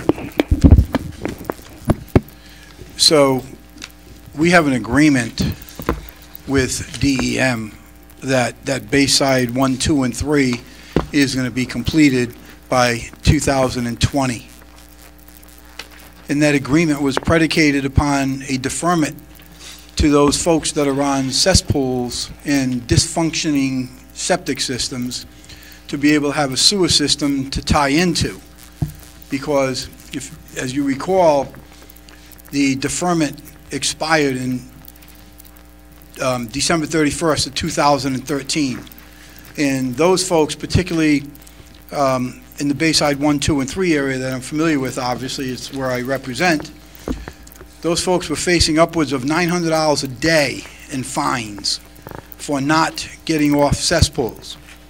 And DEM was, I'll word it, kind enough to work with us and again extend a deferment to the city and to those people, because this council passed the enabling legislation, also passed the bond resolution to get it completed.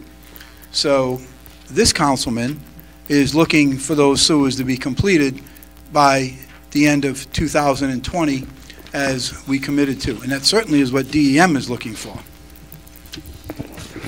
So what are you anticipating for a completion date? I don't see it in here. That's Yeah, neither do I. I can get back to you with that. So. okay.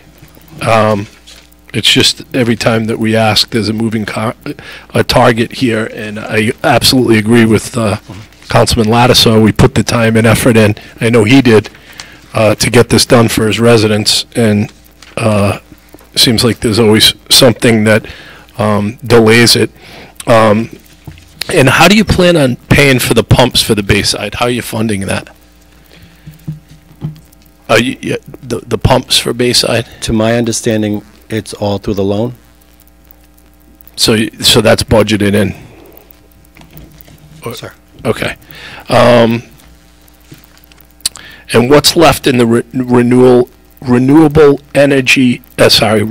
replacement funds? How much money is left in that account? I've been asking that question myself. We're still working with the city finance department to get that exact number, sir. And can you tell me about the assessments for O'Donnell Hill? What they're at right now?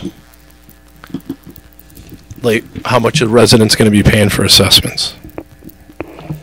I don't have that exact number. If I may, yes. At the last meeting, I think it was Thursday, not mistaken, it was originally projected to be around 17,000, but now they're going to be going up to estimated about 20,000. My understanding is 23, Councilman. You may in fact be right. They're supposed to be getting documentation on it soon. Your residents need to know that, and need to know why we're not sticking to the estimates when they're given to people. Yeah, from what I understand, it had to do with ledge and some unexpected costs. But again, they're supposed to be getting me the documentation imminently. Thank you. And thank you, Mr. Goodson. I know it's not easy standing there answering questions that have been a culmination of years in the making. So yes, well, Councilman Lattisaw, and we'll go. I know there's 4 other council members that have questions. Thank you, Mr. President. So to go to the item that the council president was referring to, revenues versus expenses, it says, according to the Vision Opal software report, as of this date, just over $2.7 million has been collected on sewer assessment bills. Do you know what the number is for past due bills on assessments that have not been collected? I do not, sir. Would Lynn have the answer to that?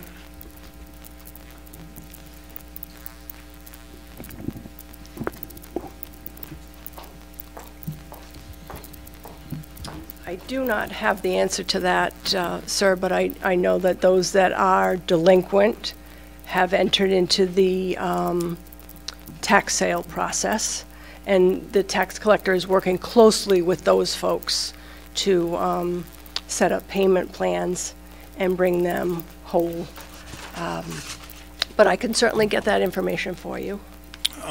Also, when you're gathering that information in the total of the past due, not just that's up for tax sale, the total past due, and aging of the accounts as well. I know I found it very interesting many years ago when we had to form the Warwick City Council Tax Sale Committee because of millions and millions of dollars of revenue or monies that was not collected. So I'd like to see where that number is. Also, on page 2 of the report, it says, finally in February, the board approved the new sewer access charge in lieu of an assessment on parcels that are sewered using private funds. What does that mean, using private funds? What are the private funds? I'm not sure, sir. I can get that back to you also. That's okay. I appreciate, the honest answer. Lynn, do you have any idea what private funds are? Typically, it's a contractor or a private developer, a homeowner that would like sewer service to their home, to their development. The sewer line is down the street, but is not in front of their property. So they will pay the sewer authority a sewer access fee. They will also pay to extend the sewer line privately. Okay, sure, I understand that. With the sewer extension planning and construction included in the $33 million bond authorization, back in 2013, the bond I was alluding to earlier for the members on the council who were not here then, we approved a $56 million bond. $33 million was for the infrastructure development or extensions of the sewers, and $23 million was for infrastructure related repairs. Of the $33 million that was designated for, I believe it was 6 different areas, and if I remember correctly, Bayside 1, 2, and 3 was $17 million, was earmarked for the sewers in that area. Do you have available now a complete breakdown of the monies that were expended from each of those 6 different areas that were included in the bond and the respective amounts of monies that were designated specifically for those areas? I do not have that, sir, but if that's available, I definitely can get that for you. Lynn, can you speak to that? I don't have a document in front of me, but online there is a listing of sewer construction projects. There are estimated costs associated with each project, and that document is updated regularly. The contracts that are underway, certainly those budgets are estimated regularly as the contractor is doing his work and uncovering savings or any additional work that might be found. Okay, what I would like to receive is a complete financial breakdown of the 6 different areas that were designated in that bond that we passed, and a spreadsheet of the disbursements and the expenses incurred in each of those areas by location. And as an example, in Bayside 1, 2, and 3, there was $17 million approximately earmarked for Bayside 1, 2, and 3. So what I'm looking for is from the time we passed that revenue bond to current day, a complete itemized list of expenditures that were made, what they were, and the remaining balance in that particular area as it pertains to the other areas. Thank you on that one.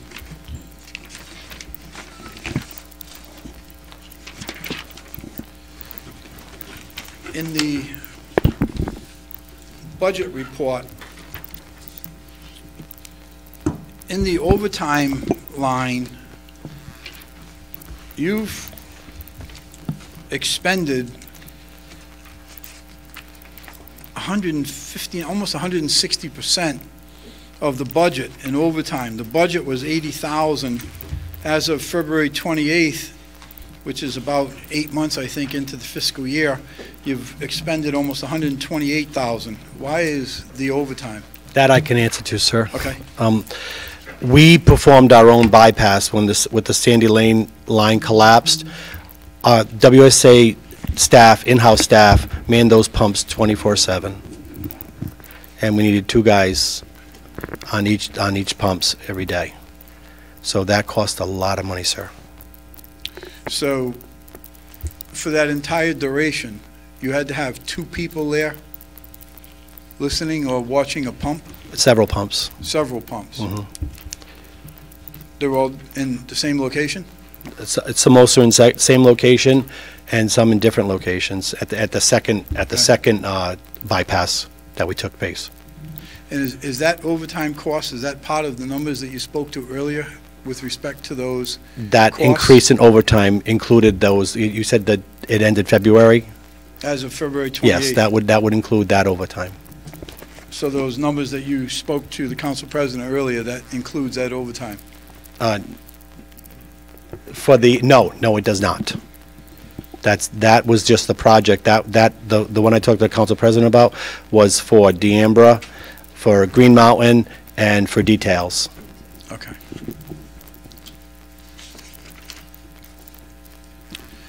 And in your budget, you have tax sale and insurance. Tax sale and expected, or a revised budget of 125, and insurance of 237. And as of February 28th, there was no expenditures at all. Why is that? Can you repeat that question, sir? In your budget, you have line items that speak to tax sale. Okay. And you have a line item that speaks to insurance. And there is nothing expensed or received as of February 28th. I didn't know why that was. Yeah, I believe it comes at the end of the billing cycle, but I'll let you know for sure. I can get back to you on that one. And the billing cycle is what, once a year? At the end of the year. Once a year, okay. So that number wouldn't be plugged in now, it wouldn't be plugged in until year end? Okay. Correct.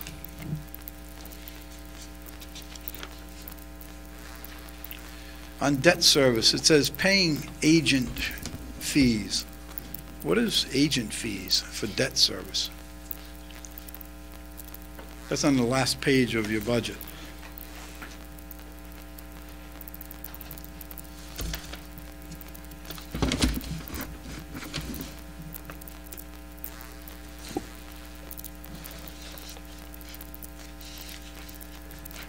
I can get back to you on that.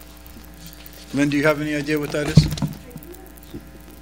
Because it's a number that has a budget for 14,150, and as of February 28th, you've expensed 9,750. I have no clue what paying agent fees are, and apparently you guys don't either. Okay, so I would look forward to hearing what that is.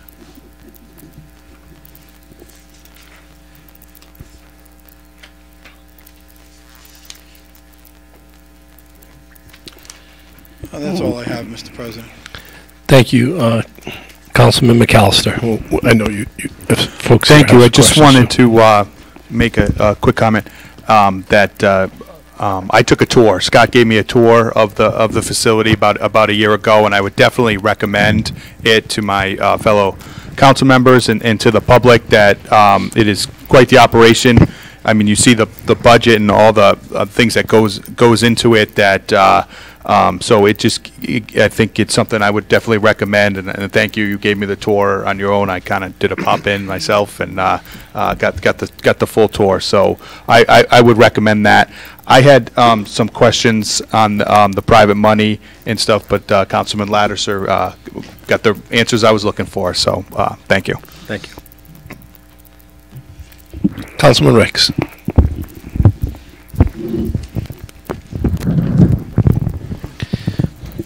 I'd also share in Councilman McAllister's comments on how great that tour was. So thank you also for assisting with the tour. I don't know if it was last year or 2 years ago. I think Councilman McAllister touched on most of the points that I was going to bring up. I may have missed it, but I'm not sure if we looked at the line item for fringe benefits. It's a little over $1 million budgeted. So far, $0 expended according to the budget. I think that based on the earlier comments, this would also be an item that the accounting is done at the end of the year, and we have no reason to believe that it's not on track. Yes, I believe so, Jeremy. Councilman. And I would also observe that looking at the combination of sick time and other leave of approximately 40,000, salaries of 1.15 million, and overtime of 127,000. Those are the expended numbers. If one were to combine those and compare it to the budget for those three line items, as of the date of the February 28th report, 2/3 of the way through the fiscal year, it appears that the total expended during this period is less than 2/3. So it seems that the expenditures as to salaries are under, not over, at this point in time. Yeah, we went a large portion of this year with positions not filled. So that reflects that number. Thank you. Councilman Qualley. Concerning the Governor Francis project, what is the date that they're going to start work this spring? Yes, Councilman. I was out there at the project today with the consultant, Charlie Lombardi, and we did meet up with Ed from Brito. They were answering some constituent concerns about the asphalt up on the sidewalks and stuff, and he was addressing that. And I did ask to get a chance to talk to the contractor. I believe he said about 2 weeks he's going to restart. Again, they were waiting for the weather to break. And I see it says in the chart that the construction is 60% complete for the project, is that correct? I believe that is correct. Do you have a projected date for when the construction is going to be complete? I do not, but from what he told me, he said it was pretty much on schedule, what the contractor said. Okay, well, I just don't know if it's going to go over into 2020. That's my question. To my knowledge, no. Okay, well, it's going to be a busy year then, because in the first 2 years you did 60%, and then this year you're going to do 40%. That will be big increase. That ledge, from what I understand on Squantum, slowed them right down when they hit ledge. They spent a couple of weeks on ledge. Don't they do any sort of survey when they are bidding the project to determine the likelihood of ledge being in an area? To my understanding, they did the borings the way they were supposed to, and it just so happened that in between those two spots, there was ledge that they did not expect to see. And when you said they did the boring, who's the people who? The engineering company, John Marlowe is the engineer for this project. yes, sir.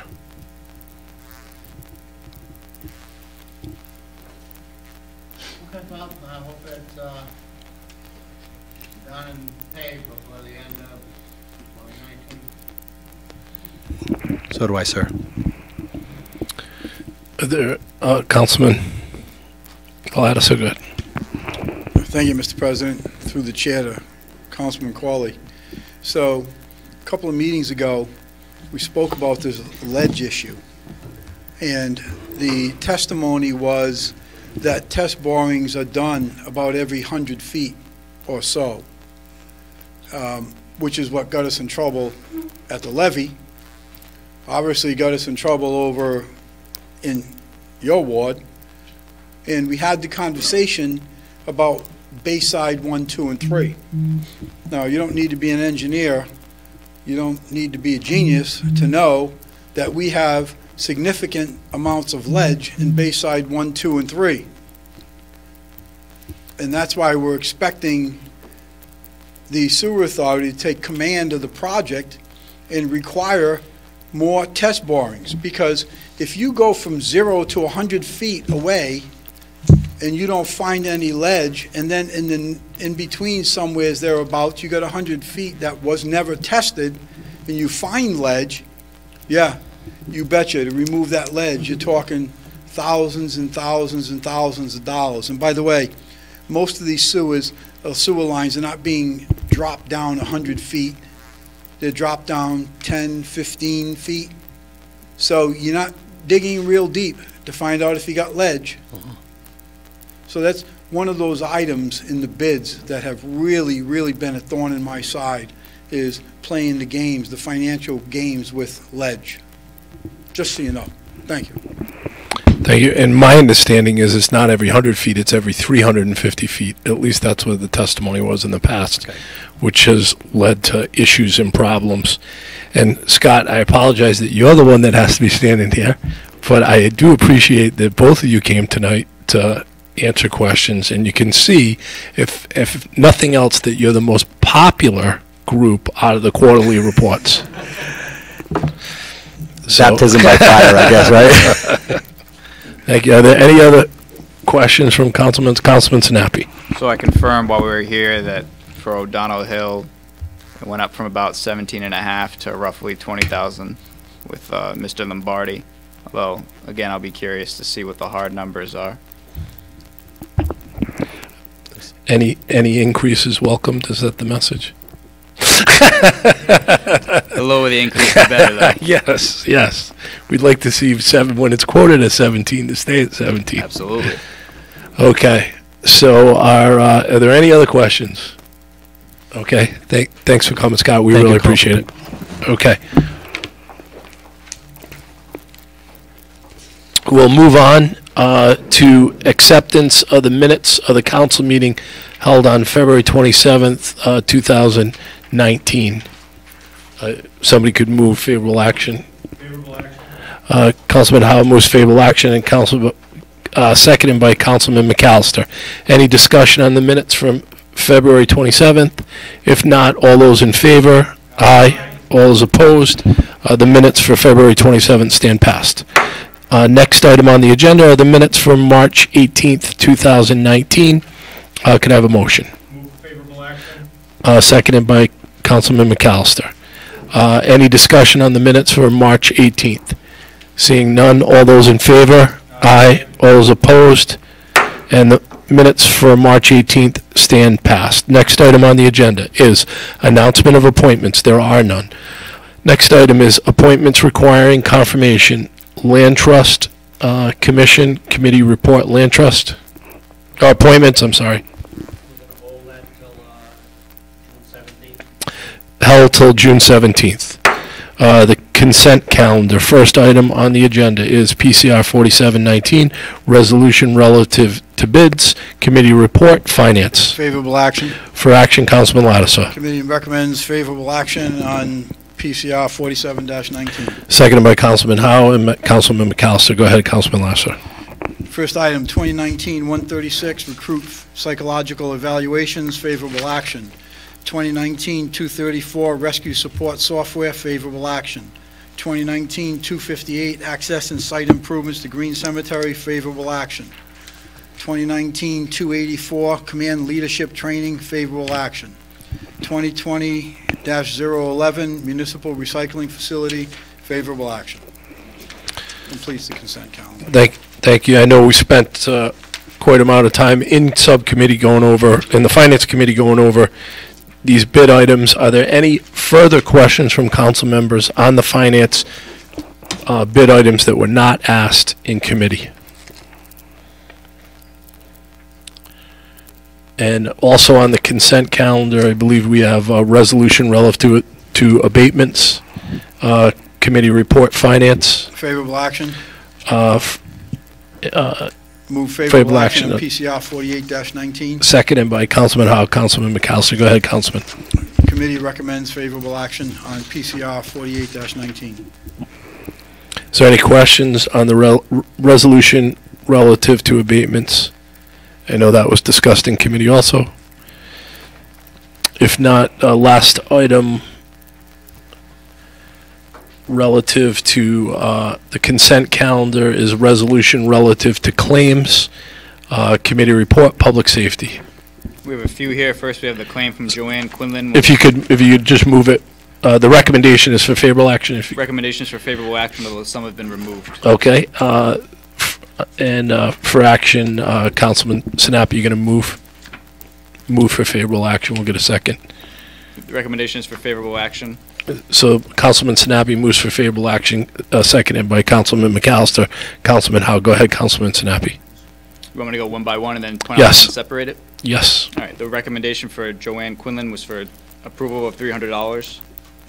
We had, the next one from Melanie Shackelford was recommended to be held, and that one got separated out as PCR 50-19. We had a claim for Marie Scalgero. It was recommended for approval for $300, however, it was separated out as PCR-51-19. Claim for David Rothermel held and separated out as PCR 52-19. Claim for Francis McGuire, favorable action for $200.03. Claim for Robert Lefebvre, favorable action for $247.21. Claim for Paul Buckley, held and separated out as PCR 53-19. And claim for Francis Delbonis, held and separated out as PCR-54-19. Thank you. So the claims have been moved and seconded. Are there any questions on the claims? I know we also spent an extensive amount of time on claims in the Public Safety Committee. Any questions on claims? So the consent calendar has been moved and seconded. The clerk will call the roll. Yes. Mr. Corley? Yes. Mr. Howe? Yes. Mr. Lattiser? Yes. Mr. McAllister? Yes. Mr. McElroy? Yes. Mr. Ricks? Yes. Mr. Sinapi? Yes. Ms. Travis? Yes. 9 yes. Consent calendar stands passed. We had a number of items removed. 5 items removed. Okay, so the first one is claim PCR 5019. Do we have a recommendation from Public Safety on that? Hold till the next meeting. That's held till April 22nd. Next item is PCR 5119. Do we have a recommendation from Public Safety? Recommendation was for favorable action in the amount of $300. Seconded by Councilman Ricks, Councilman Howe. Go ahead, Councilman. Is there any discussion? I believe Councilman Lattiser may have something to Sure. say. Go ahead, Councilman Lattiser. Yes, thank you, Mr. President. So, there's several issues with this particular claim that troubled me, and I kind of lean towards, my common sense on this. So, we have a claim here that's for anywhere between $1,000 and $1,600 for hitting a pothole. That vehicle was in forward motion, obviously, when it hit the pothole. Whether it be 20 miles an hour, 30 miles an hour, whatever, it was in forward motion. It hit a pothole and literally bottomed out. Bottomed out to the degree that there was somewhere between $1,000 and $1,600 worth of damage to the passenger side front fender. Nowhere in any of the reports does it speak to any damaged tire, any damage to a tire, any damaged rim, It doesn't speak to any undercarriage damage. And once again, to have this type of damage to a fender, that vehicle had to bottom out on the road, but no undercarriage damage, no damage to the front end and ball joints or anything. The vehicle was not towed. So with this impact hitting this pothole, bottoming out and pushing the fender upwards into the vehicle for $1,600 worth of damage, to me, you would think that that fender was pushed up against the tire for that type of damage. The issue here for me is whether or not I want to just arbitrarily approve something because it was presented to us as damage resulting from a pothole when the evidence doesn't make sense to me. This isn't just bring a claim before this honorable body and say, hey, listen, I've got this damage here. I believe these are just like any other claims. The burden of proof is on the claimant to, in fact, prove that this damage occurred by this pothole. I don't see it. Vehicle wasn't towed, no damage to a tire, no damage to a rim. Well, by the way, no bodily damage at all was claimed. And when you're hitting a pothole this deep for the car to bottom out and do damage to a fender, first time I've ever heard that in my whole life. No damage to the undercarriage, no damage to any of the other items on the front end. This is not something that I'm going to be voting for. I certainly cannot approve something that doesn't bear the proof of burden, or the burden of proof, I should say, because of all the other issues that one would expect to see when you bottom out a car and cause $1,600 worth of damage to a fender. So I will not be able to support this. Thank you. Is there any other discussion on this? Councilman Sinapi. So just want to point out a few things. DPW obviously recommended approval. The claimant herself, representative of the car, now kind of tilts to one side when the wheel goes back, tries to reset. Instead, it kind of goes off to one end, similar to what happens when you sustain damage to either your tires, your alignment, your balance, whatever it is. I'm not a car guy. I don't pretend to be, but I know that kind of damage can cause that kind of result because it's done to my vehicles. I don't necessarily disagree with anything Councilman Lattiser says, because he may very well be right.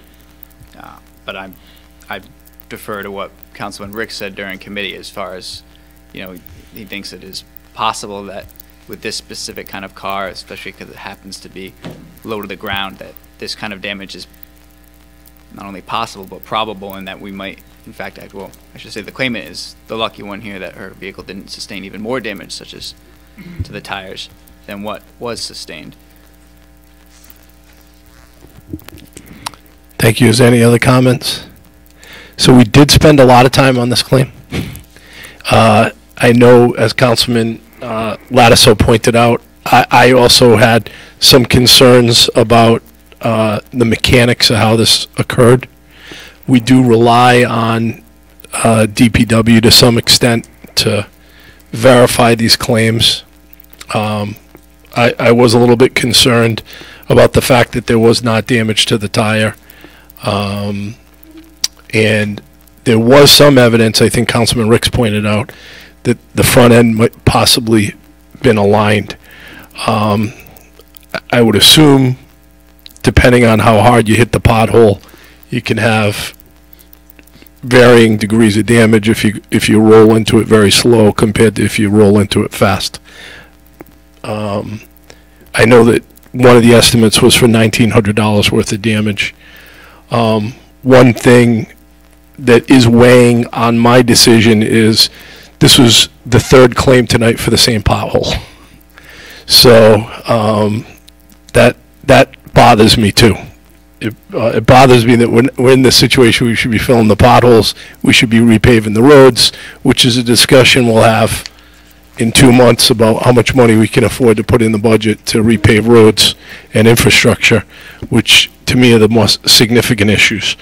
But for those reasons, I'll be going along with the committee's recommendation for 300, but not without some concern as to what Councilman Lattisaw talked about with regard to the mechanics.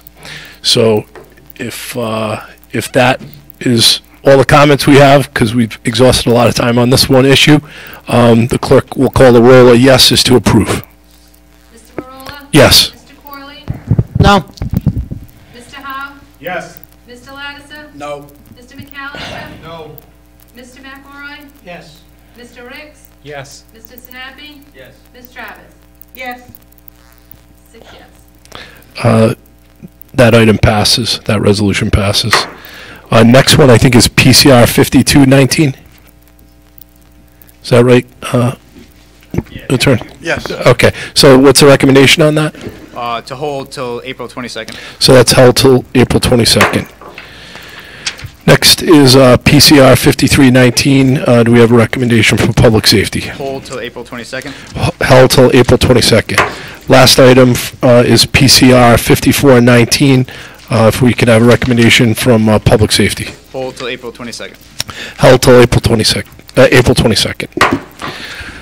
Next item on the agenda under unfinished business is PCO 318 Rocky Point Ordinance to protect the rights of private property owners. First passage that's not drafted. Committee report, health, education, and welfare. Hold till May 20th. Held till May 20th.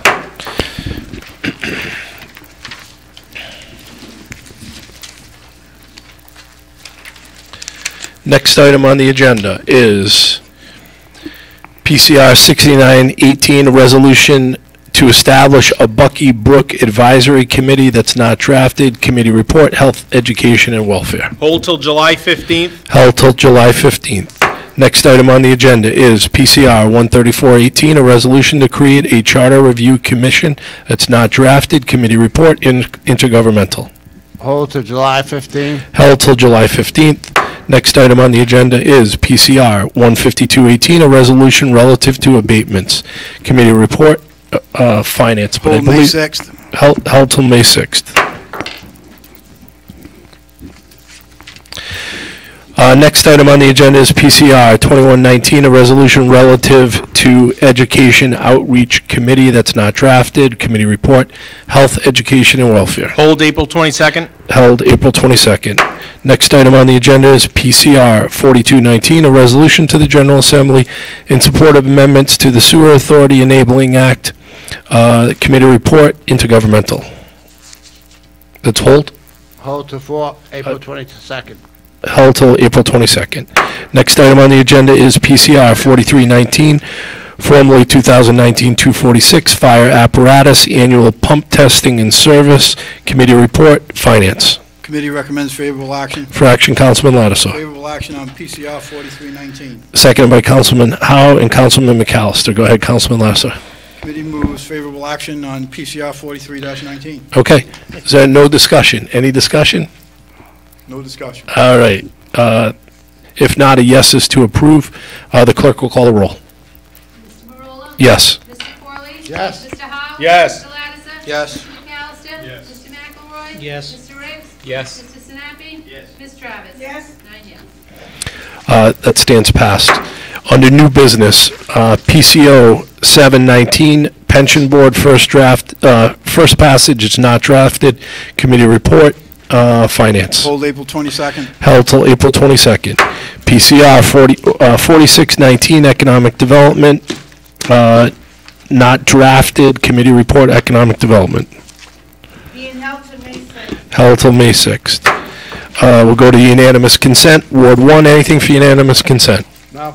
Ward 2? Pass. Ward 3? Pass. Oh, you got 1. I was told I wait on this one. Yeah, but we're going to dock it on the unanimous consent. So, you're going to docket it?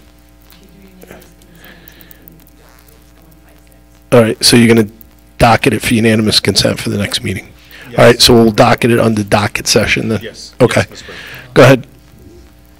Ward 4?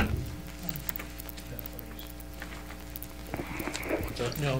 Pass. No, we did on the unanimous consent.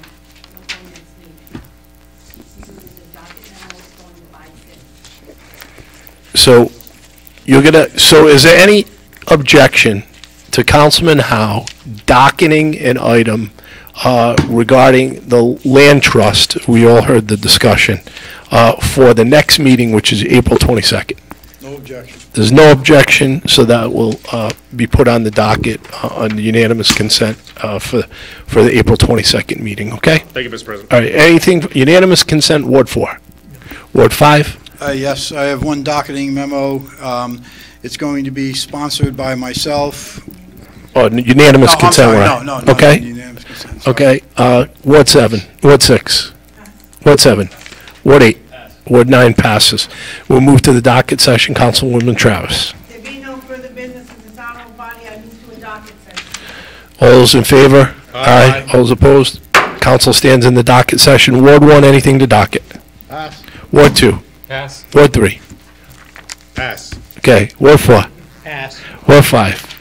Yes, I have one. It's going to be sponsored by myself, Councilwoman Travis, Councilman McElroy, McAllister, Sinapi, and anyone else that would like to sign on. It's going to be an ordinance, and the tentative title is an ordinance in regards to water discharge. Okay, so, is that a financial concern in that ordinance also, or? No. No, all right, we'll put it in ordinance. 6, Ward 6, Ward 7? Ward 8? Ward 9 passes, and have a good night. Council stands adjourned.